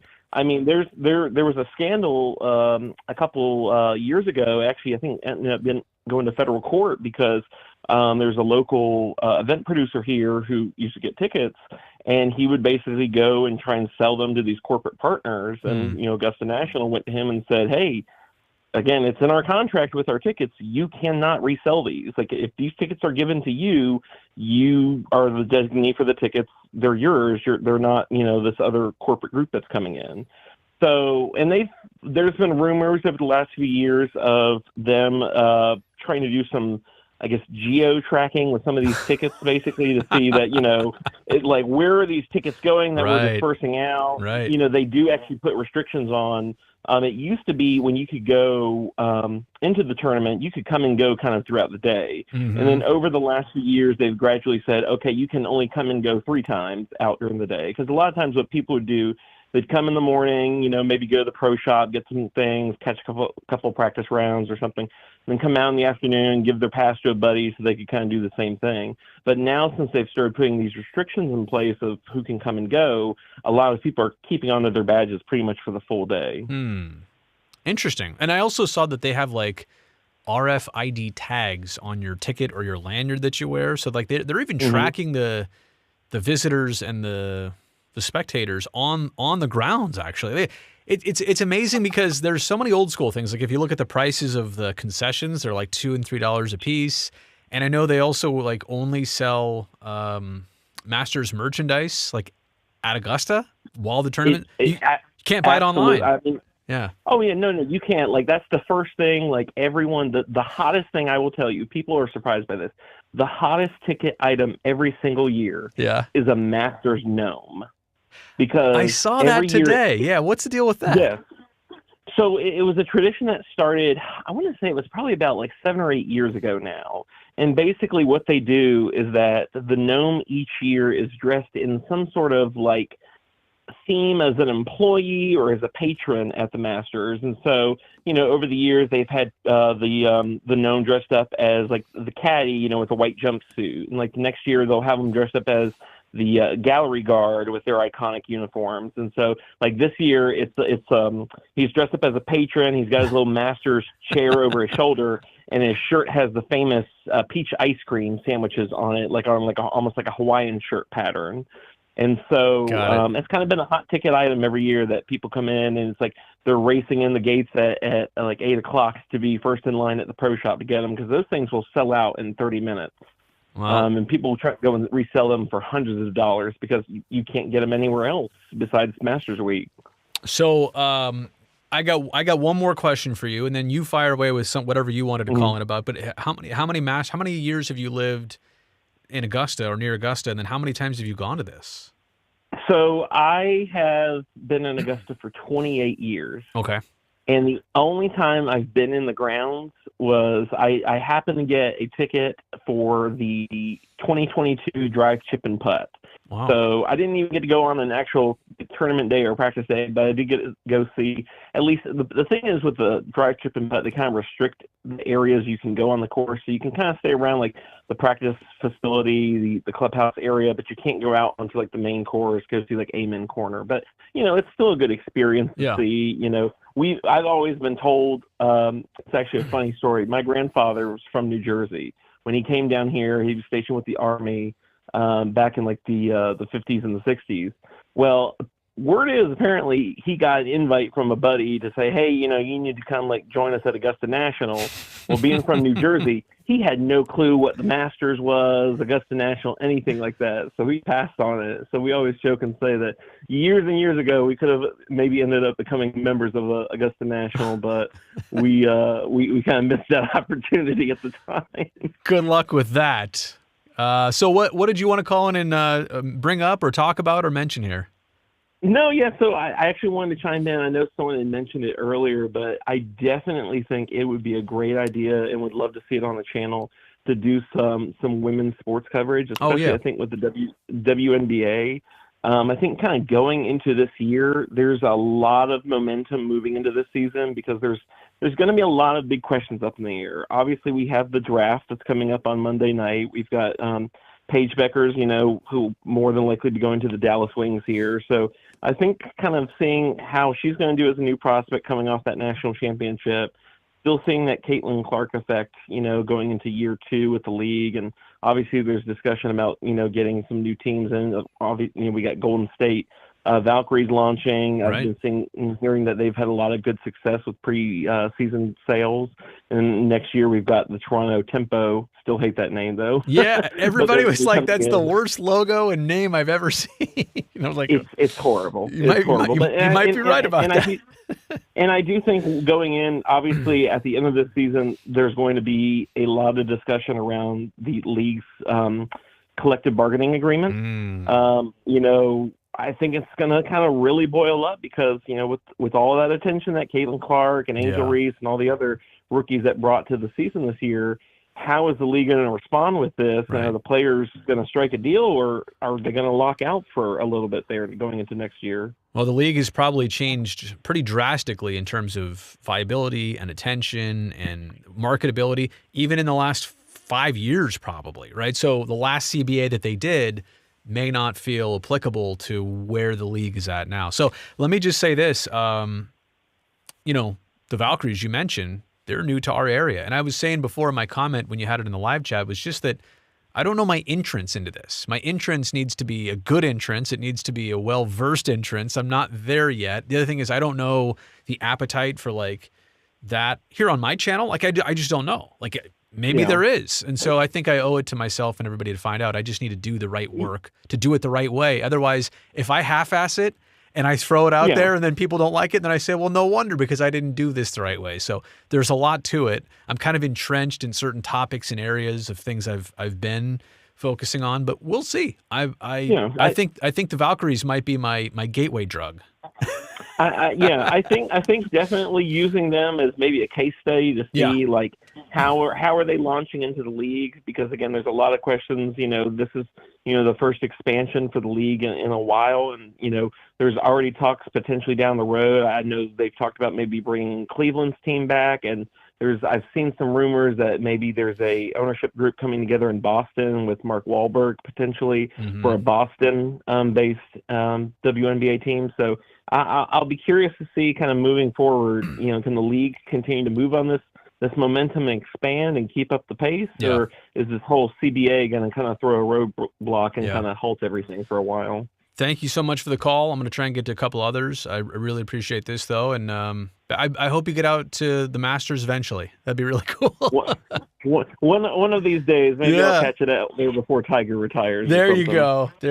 Hey, thank you so much. Have a good, I should say night, but it's already tomorrow. It's way past tomorrow, so have a good Sunday. All right. Yeah, of course. Thanks, Brody. All right, take care.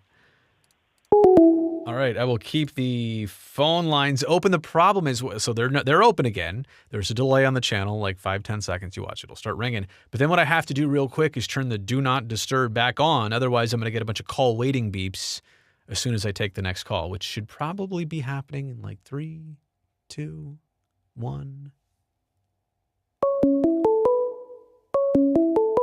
Not bad, right? From the 510, who's this? This is Marcus Araba from Stockton, California. Hey, what's going on, buddy? So my question is, because I'm subscribed to your YouTube channel. Thank you. So my question is one of the greatest questions I've been thinking about since pretty much it happened is that when I saw the first photos of Tropicana Field after Hurricane Milton hit it. Was it Hurricane Milton? Hurricane Milton, yep, you're right. Okay.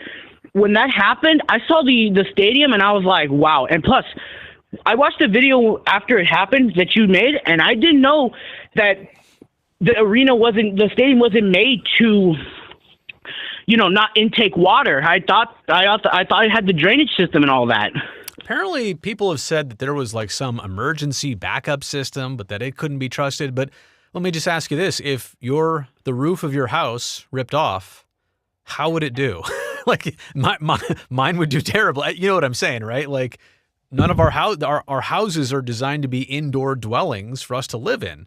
And that is very true. Yeah. Well, the great question is that it's crazy how after the hurricane, it was ever since then it's been a domino effect of all of the stadium deals falling apart, and all of that. And it's sad because it's like the Rays have been in Tampa since they were founded.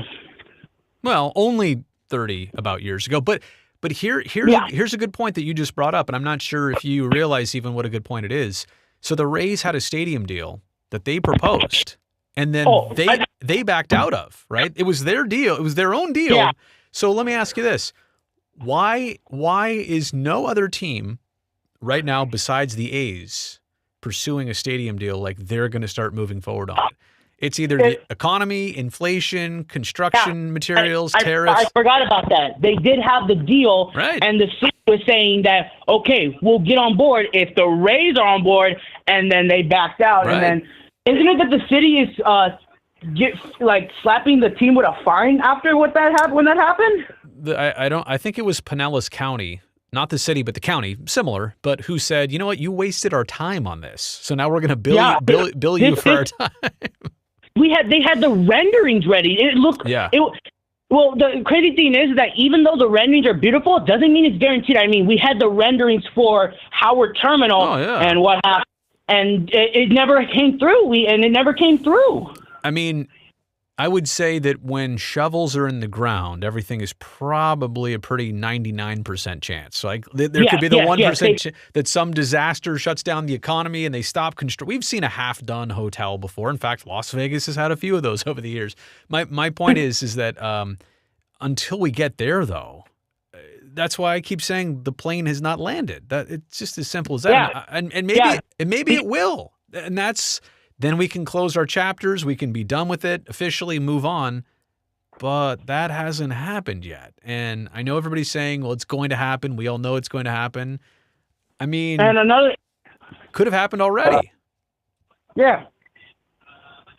And another subject that I want to bring up aside from that is that the biggest thing aside from that is expansion, because the MLB has already said that they're not looking to expand until they resolve the situation with A's and with the Oakland and Tampa.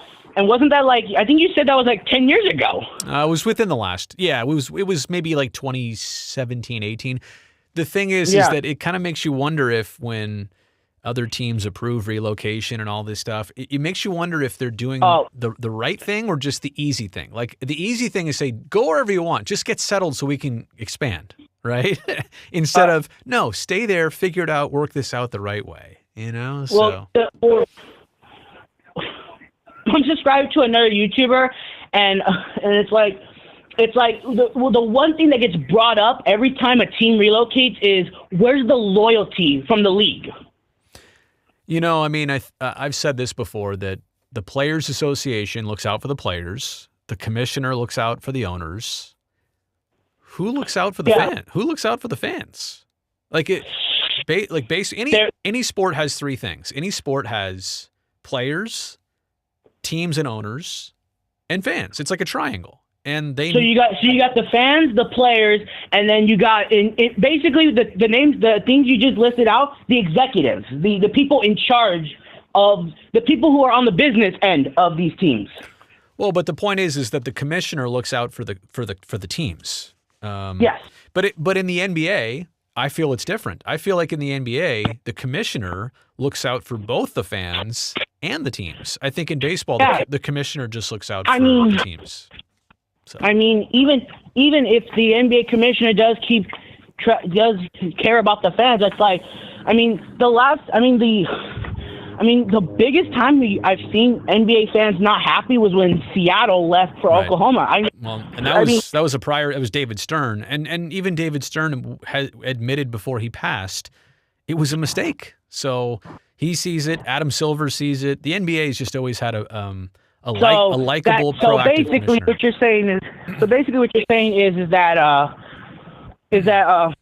David Stern basically took that regret to his grave. I think he was big enough. I think the better way to put it is that he was big enough that before he passed to say, I want to make sure that everybody knows that at the time he didn't know it, but as years passed on, he realized it. Like he wasn't intentionally doing it, but he realized it. Yeah. That is true. You do have that you do have that time where didn't you say, I believe Rob Manfred even said that if they were to move the A's, they would regret it later on. And I wouldn't be surprised if that actually happens with them too. I mean, at this point, it's kind of too late to, you know what I'm saying, to go back on it. Yeah. But you're right. I mean, there could be a Right. lot of I And told you I so's. Yeah. And I was watching a video by a guy he talks about like geography stuff, and he says, I've noticed the pattern, like in the last 10 years, very teams have been on the move. I mean, the Niners went from Candlestick to Levi's. The Warriors went from Oracle to Chase Center. Yep. And on that side, I didn't really whine about it. I mean, not a lot of people were happy with Levi's, but I went there for my first Niners game. It was a beautiful stadium, honestly. Yeah. I think if you're from around here, there's people that have different feelings about that. I mean, Santa Clara honestly, is... I have a feeling that the people who didn't like Levi's, they grew up with Candlestick. Right. And that's, like I said, that's part of it too. If you have a long history here, you probably have a lot more feelings about that. So I should make a video about that too, because I feel like I feel like people are less angry about the Warriors. They initially were in San Francisco, then they came to Oakland, then they just went. Anyway, every move, every situation's a bit different. I'm going to try and get to just a couple more callers here before I call it quits. So, okay, but like I said, but the last thing is that it's crazy. Like now today's geography. Now have they switched around? Then you have the A's and the Raiders leaving. So it's crazy. It's very crazy. Relocation sucks, but it's like unfortunately it's part of the business aspect of sports. Seems like it has become a lot more prominent in the last couple of years. Hey, thanks for the call. You have a good night. Thanks for being here on the channel. I really appreciate it. Thank you very much, Brody. Like I said, I'm subscribed to you, so I'll keep track of you later on. I love it. So yeah. I have a good one. Appreciate it. See you. Let me do, what is it, 10:05? Let me do like, let's say like 2 more calls. And then, by the way, I did see the other comment that I had missed before in the super chat. Oh, here's one about Zach Hampel. Do you think Zach Hampel is good or bad for baseball? I'll get to that one in just a second. From the 630. Who do we have in the 630? Yeah, hello. This is, can you hear me? I got you. Who's this? Okay, great. My name's Nick.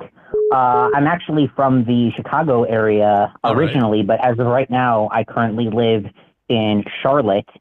Personally, I got into your videos back after Hurricane Milton sliced through Tampa Bay. Yeah. And I was, I was like, because I knew obviously the A's were having to move to a minor league stadium. And I was like, oh man, what's going to happen? And that's kind of, I stumbled, you were the only one making videos on it. So that's kind of how I came across your channel.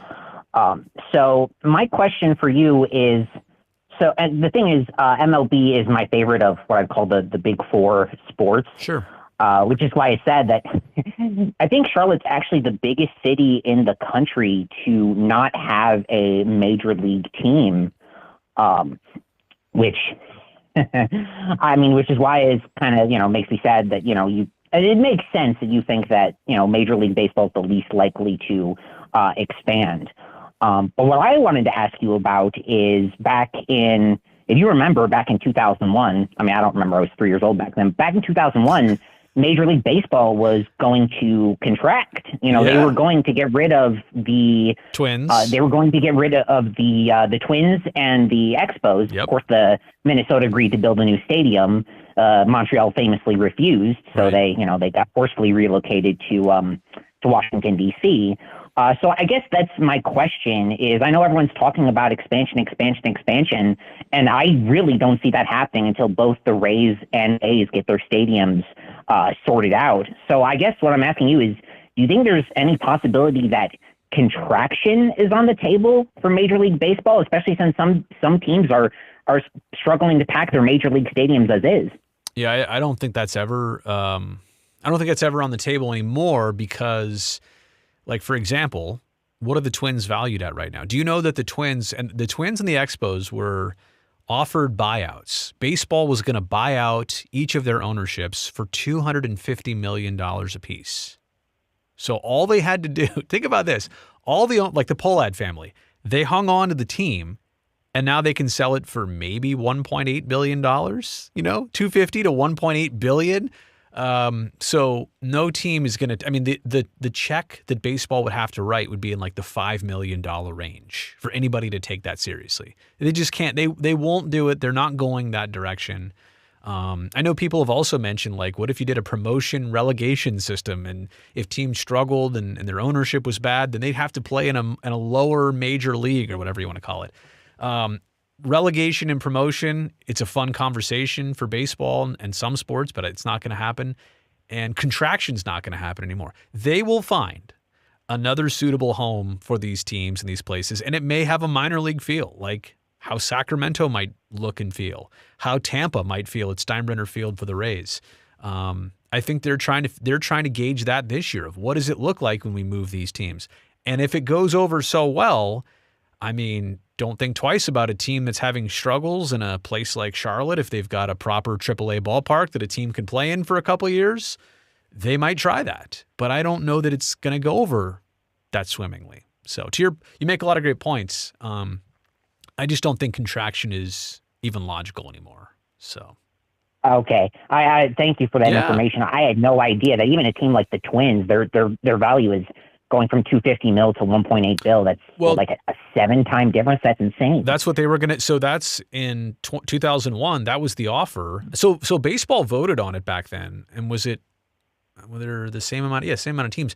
28-2. Yeah. It was 28-2. Yeah, it was every team voted in favor except for the Twins and Expos. And so it passed. Like, it was going to happen. And what it was that a judge ruled that the lease on the Metrodome was intact, and it was something that baseball had to oblige to, and so that they couldn't get rid of the team. And then the Twins were able to do the process and build a ballpark, and they kind of felt like they had some pressure on them. And to your point earlier, the Expos didn't. That's why they moved. But yeah, to think that the baseball was going to buy him out for $250, and now somebody might buy him for like 6 times that, or whatever it is, 7 times that. So it's pretty amazing. Right. No, I get that. I believe I looked into it. The situation, it was, the judge, they had 1 more year on their lease at the Metrodome. Yep. The Twins kind of banked on, the momentum for contraction kind of fizzling out, and it did. And, we got Target Field in 2010. Yeah. And then of course, Montreal, the team moved to DC, and then we got Nationals Park in 2008.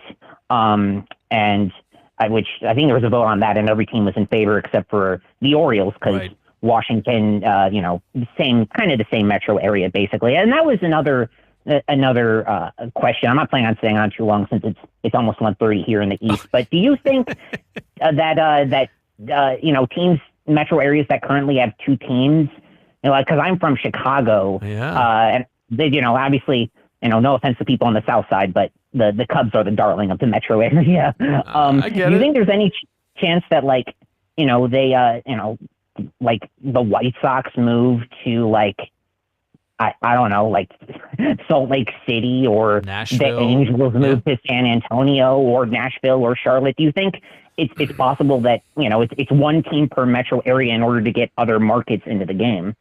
I think, and from absolute prior experience, the way baseball has kind of explained it, at least the commissioner, is that if a team leaves a dual market, you still have the other team. It's not like baseball's not in that market, and it's almost like, wait, but you can't tell fans of the other team to go just be fans of the team that didn't move. You know what I'm saying? Baseball, unfortunately, doesn't see the same allegiance like maybe you did growing up on the north side and loving the Cubs and realizing that the White Sox were not for you geographically or for whatever reason. So it'd be like if the Cubs left and the White Sox stayed. They're telling you, all right, you got to go be a Cubs or a White Sox fan.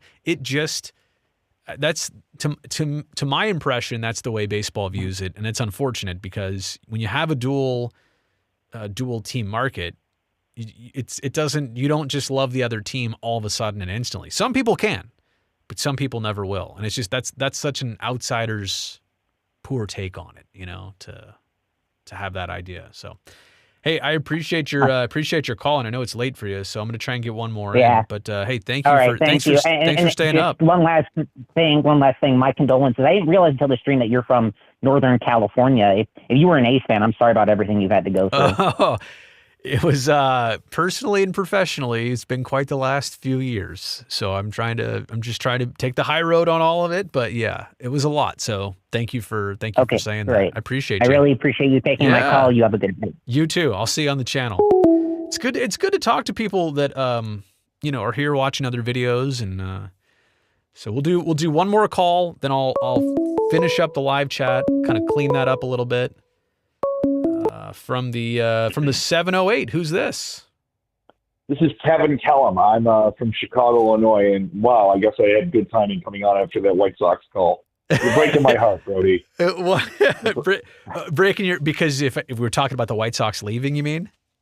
Yes, 708 is the area code. 708-773 of the south side of Chicago. Yeah, so I work in broadcasting, and I got to say, watching your entire journey with the exit of the Oakland A's was very, very heartwarming to see. And if some people who are watching the channel haven't seen that, and the way you documented that, I showed that to other people in broadcasting.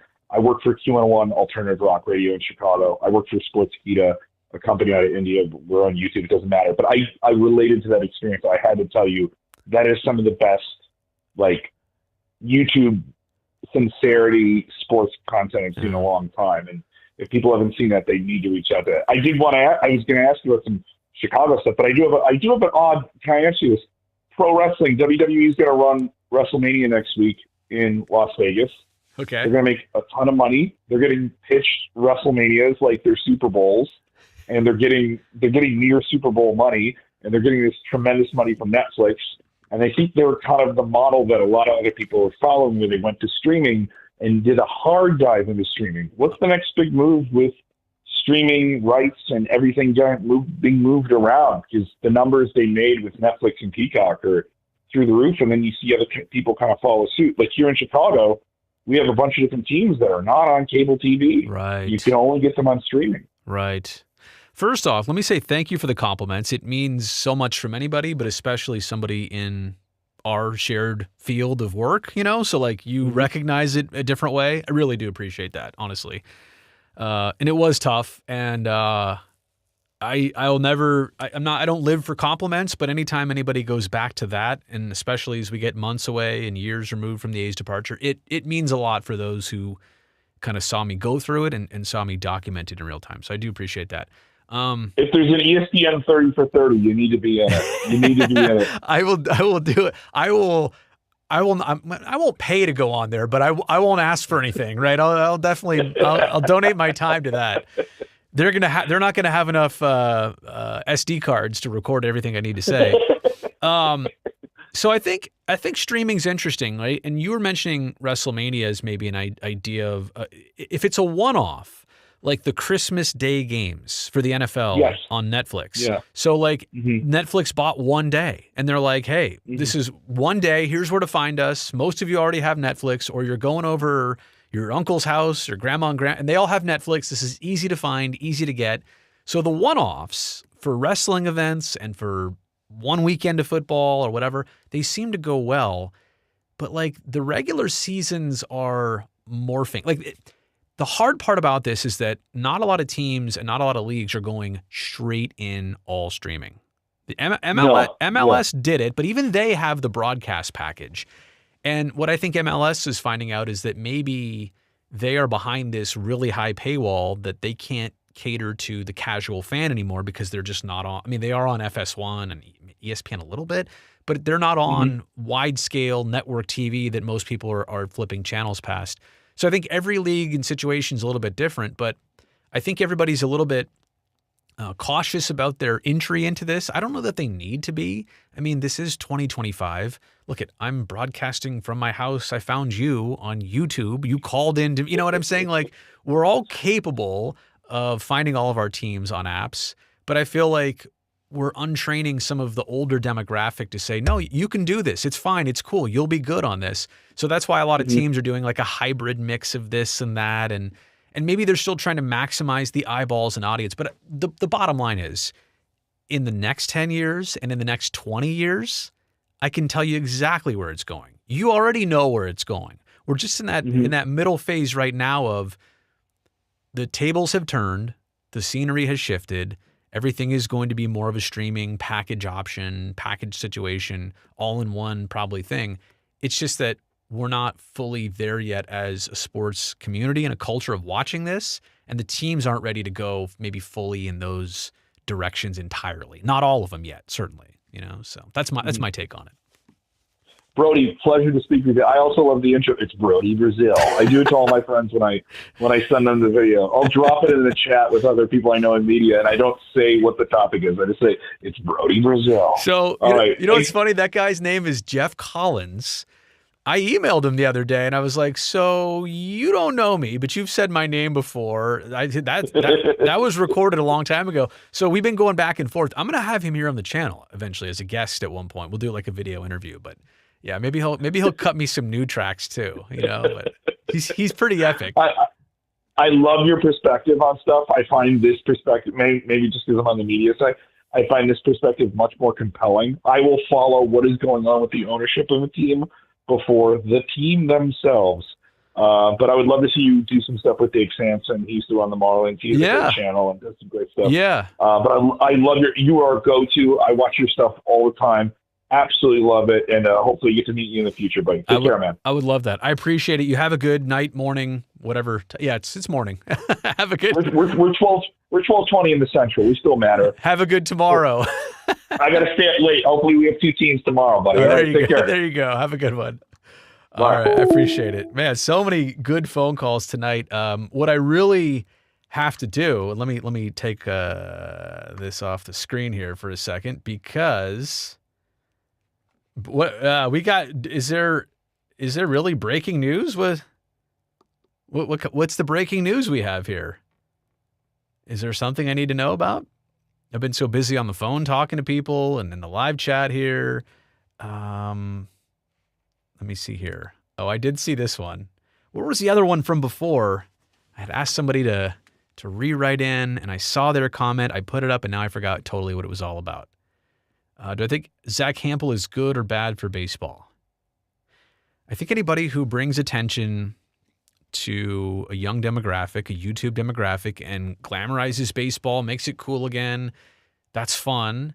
I just think if you watch a lot of Zach Hampel videos, it becomes a lot of the same thing. And that's not a bad thing. There's a lot of YouTubers that do the same thing over and over again. But Zach takes you places. I'm not here to talk bad about Zach. He's doing his own thing. But not everybody is everybody else's cup of tea. So again, I've got no bad things to say. In fact, I had Zach one time, I think, find me on here and start commenting on some videos, and so I've got no negative things, but maybe I understand, and like the catch he made in front of one of the Rays players the other day, I understand his hunger and his thirst for baseballs, and maybe stepping on some toes along the way. I get it. I get the flip side of it. I do. I'm really upset that I cannot scroll up far enough to see that other first comment that I know I missed. Brody, are you familiar with Greg Pfluger? College football's peak around the corner. He put out mostly accurate info about college realignment. Oh, Anthony, thank you for. So I don't know about that. I'm going to mark this and revisit this in the next couple of days and see what you're talking about, and maybe see if it's worth discussion here on this channel. In my opinion, college football is about to get overhauled. Like a super league. It's going to be separate from NCAA. 50 top colleges and their programs are basically going to make like a college minor league feeder system for the NFL. We'll see. There's so much money and so much opportunity out there for that. I'm not saying that I fully am behind it, or I think it's a great collegiate experience, but I do feel like that's a possibility. Ruben, Brody, it's my birthday today. Just wanted to say thanks for your advice last live stream after Fans Fest. Love the work and videos. Ruben, I appreciate you for being here. I'm trying to remember, and I don't want to mention it because I don't want to be wrong about this, but I think I remember what you were talking about, and I think I remember the advice I gave you. And if I'm correct on this, it was significant in your life and where you were at. So thank you for coming back. Thank you for being in the super chat. And hopefully what I said, if I'm remembering this correctly, hopefully that it made a good difference for you. And I'm glad to see you here and hope everything is going well. So Ruben, thank you very much, and see you next year at Vans Fest. At what point did Oakland essentially lose their 3 teams? Could this have been avoided 10 to 15 years ago? Are there 2 to 3 key things that happened? Thanks. Gravity fallout, how many hours do you have for me here? I think there's a couple things going on. The Warriors were going to move no matter what. There was no stopping them. There was no changing that. New ownership. They had ambitions. They saw the opportunity with their money to go build an arena, win some championships, ton of money, go cash in, do something brand new. And so they had their ambitions. That was inevitable. With the A's and Raiders, the Raiders wanted a stadium. They felt like the A's were in their way. They felt like the A's were the primary tenant. But you know what? The A's are the primary. They were the primary tenant. They stayed there the whole time. They didn't come and leave and then come back. And the A's play 81 home dates a year. The Raiders played like 8. Right? So my point is the Raiders got mad at the A's. Then the Raiders left. And then the A's were like, well, we're rooted here. We're not going. And then they went. So, we could get into a lot of things. And it's not all in the teams. I think politics played definitely a negative part in this. I do think there were some regrettable things that happened with Oakland politics and why this couldn't get done. But in the end, in terms of the Raiders, their ownership, the Davis family decided that they had enough. And with the A's and their ownership, maybe they decided that Las Vegas was going to be an option and they flirted with it and they weren't really going to do it. And then maybe at some point they had no choice but to back out. And I don't mean because something wasn't presented to them. Maybe they looked at themselves in the mirror and said, we maybe can't make this happen like we once thought we could.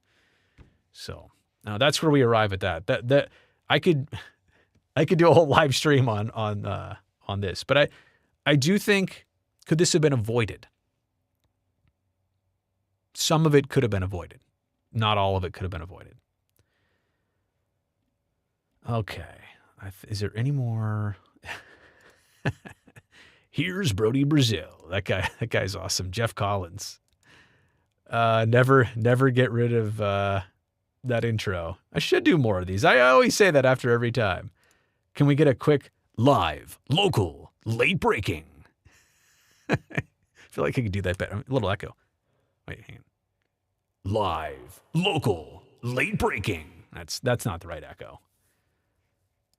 Oh, Puck Guy. Why, Eric, why are you in the super chat?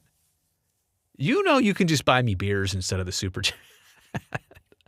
I see you in real life, buddy. I'm the opposite of Zach. I've yet to catch a foul ball.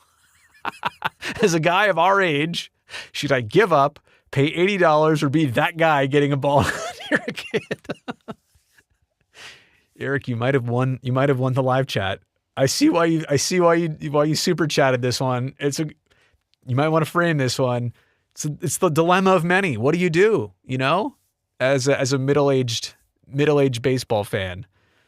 Yeah. Right? Like, I couldn't see myself in there with the kids trying to get a puck or a ball or whatever, Somebody threw it to me. I mean, look, I'll put it to you this way. And it almost happened at the Coliseum probably 3 years ago. I was in left field at our set. Somebody hit a home run. They showed the replay. I think Glenn was still doing the broadcast with maybe Ray and Dallas. And I put my hand up like I was going to catch it, and it hit the rail behind me. And they're like, Brazil out there thought he was going to get it, But if I caught that ball, I would have had to have given it to somebody. I can't keep a baseball. I don't even want to. I'm only going to catch it if it's coming right at me. And then I'm going to give it to somebody else. So I'm like you, Eric. I've never caught a foul ball either. Had a couple close calls, but should I give up, pay $80 or be that guy? Just give up. I don't know. It was a dream at one point. It's no longer a dream. No more calls. We have a winner. It's live, local, late. You know what else? I got to get closer to the mic. Live, local, late breaking. It's not bad, right? Here, do you want to hear? Tell you what I'll do here. Let me see here. How do you like my clicky keyboard, by the way? Okay, so here's the guy. Demos. Let's see here. Promos. So like you've heard, you know, here's Brody Brazil. Watch this. Watch this. I hope there's no music on here. It'll screw up my stream. See if I can play this. Game 5 is a tale of... Okay, that's super loud. Hang on a second. One fix here. Just turn this down a little bit. Okay. Oh, I guess I could have adjusted that volume too. Here. 2 series. Kawhi and the Raptors look to deliver the knockout blow to the Magic. And the Magic right now stagger. I don't want to play too much of this audio because I'm worried. Let me go Game find... 5 is a... I know. Let me go find another one here. Demos. Let me see here. Promos. So yeah, this is Jeff Collins, right? Here's Brody Brazil, which is weird for me to say that about myself. Radio. Here we go. Oh, here we go. Your Nuggets. Oh, God, that is so loud. I'm so sorry. Hang on. Nuggets a 3-point lead. Your Avalanche. The Avalanche win it 3-2. Your Denver Sports. Altitude Sports Radio 92.5. That's the guy. We're so thankful you're here. Oh. But it just, he sounds different doing Here's Brody Brazil, huh? Time is running out. The hell kind of sword is that? Only he can save the day. Here's Brody Brazil. Okay, anyway.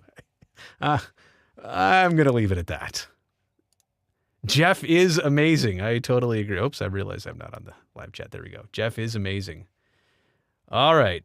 I think... oh, shout me out. What's going on? Is it Semboy? M-Boy? It's Semboy. I think you've been on here a while, right? Of course I'll shout you out. A regular like yourself? But of course. Okay. I think that's going to be it for the old live stream tonight. Yeah, 10:30. You know what? I hate to do it. I hate to cut it off here when it's the numbers haven't dipped or dropped. It looks like a couple hundred people here, majority of the night.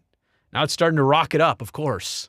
As I say, I'm going to end it. So it was a good live stream. I really appreciate everybody for being here. And you know what? I will leave you with some sights and sounds of something unfortunate as we close things out tonight. In fact, can I? I don't know if I can dissolve to that. That would be a nice slick dissolve. But I think I'm just going to play this. Have a good night, everybody. Thank you for being here on the live stream.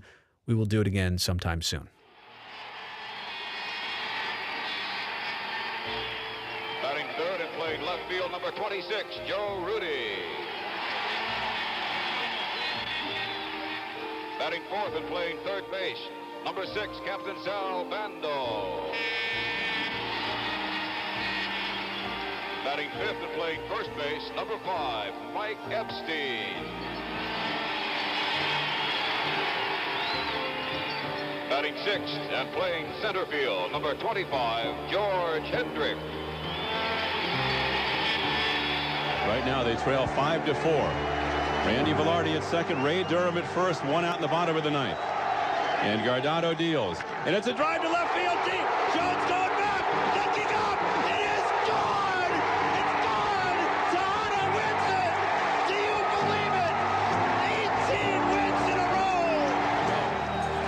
He is ready to turn. It's on the way. Swung on, drilled to left, down the left field line it goes. And it is gone! Josh Donaldson, a towering drive inside the foul pole, down the left field line on the first pitch he sees from Joe Nathan in the bottom of the ninth inning. It's a walk-off for the A's against the Tigers, and the final is 3-1. Is in. It's swung on, line to left, base hit, and the A's have won it. Cespedes scores from third, a line drive, base hit to left by Stephen Vogt, and the A's have evened the series.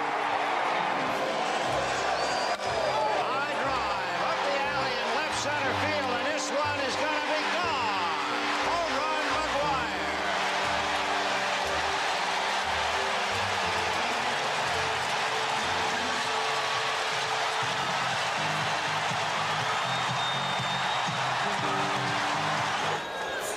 There it goes. Long drive, left field, home run, grand slam. Oakland wins 6-2.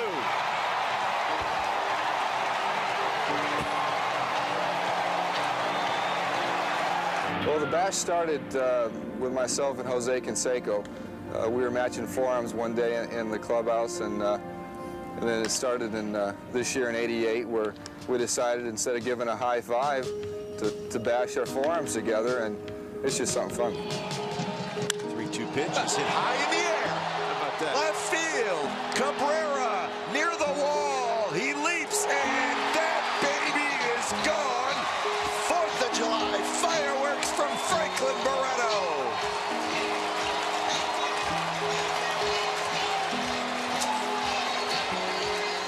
Now the pitch. Swung on, there's a high drive, hit way back, right center field. That one is gone, and it's 20 consecutive victories for the Oakland Athletics on an unbelievable night when they lost an 11-0 lead, and now they win it. Hedberg is bobbed at home plate. The crowd comes back to insane life.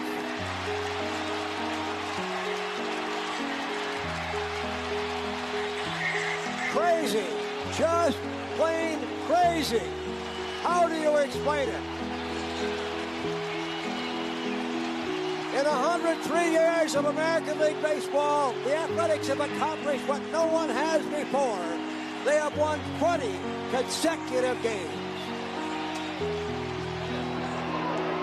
And here's a drive to left field. Because of the sunglasses up, the A's are up 3-0.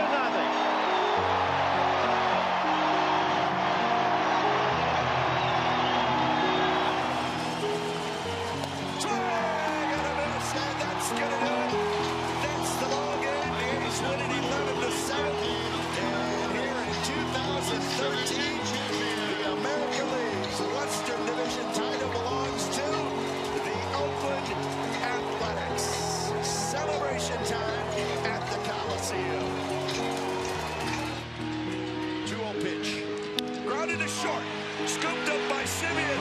It's a no-hitter. It's a no-hitter. Sean Manaea has no-hit the hottest team in baseball. An absolutely sensational performance. Good evening, ladies and gentlemen. This is Dick Callahan welcoming you back to O.co Coliseum. Matt Chapman's got a chance to hit one, and they hold on the right side as well. And here's the 1-0 pitch to Matt. Swung on, launched to left field deep. Pham going back, looking up. He will watch it fly. And a miraculous comeback by the A's in the ninth is capped by Matt Chapman's 3-run home run, and the A's have won the game. In 1988, the A's have massive local fan support. For the first time ever, a local baseball team will draw 2 million fans for the season. Here comes another one. That one is hit deep into right field. Whitfield going back at the track. It's out of here. Home run for Canseco, and Oakland leads it 5-4.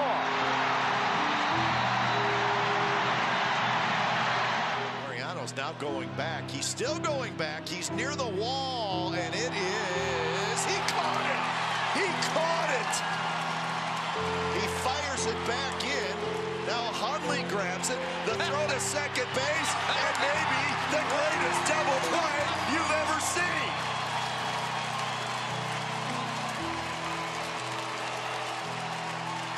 That ball was well over the center field wall, but Laureano took it back.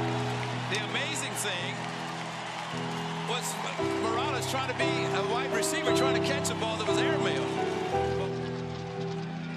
Swing and a miss. He did it. He did it. Mike fires for the second time in his career, has thrown a no-hitter. Tonight he no-hits the Cincinnati Reds. Sensational performance by the A's right-hander Mike Fiers. Wow. Boy, I tell you what, I was trying to fight off the emotions of so many times I've been in this ballpark, whether it's watching World Series or a concert, and looking around trying to take in the fans. This is some kind of special when you get to do this at home. Pretty unbelievable. I can't even explain it right now. I mean, it's that cool.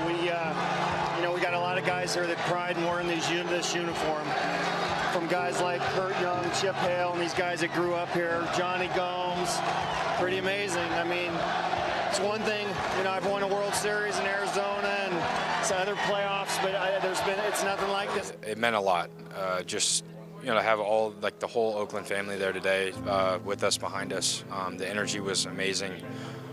It felt like, in a way, we were playing for the last 57 years. And I kind of said that earlier, just felt like the history of this place, the World Series, the Hall of Fame players, all the special moments that happened here kind of collided with these last 3 games with the Rangers at home, just to kind of finish up a historic ballpark and what you could see how much it means to, you know, everybody here in Oakland.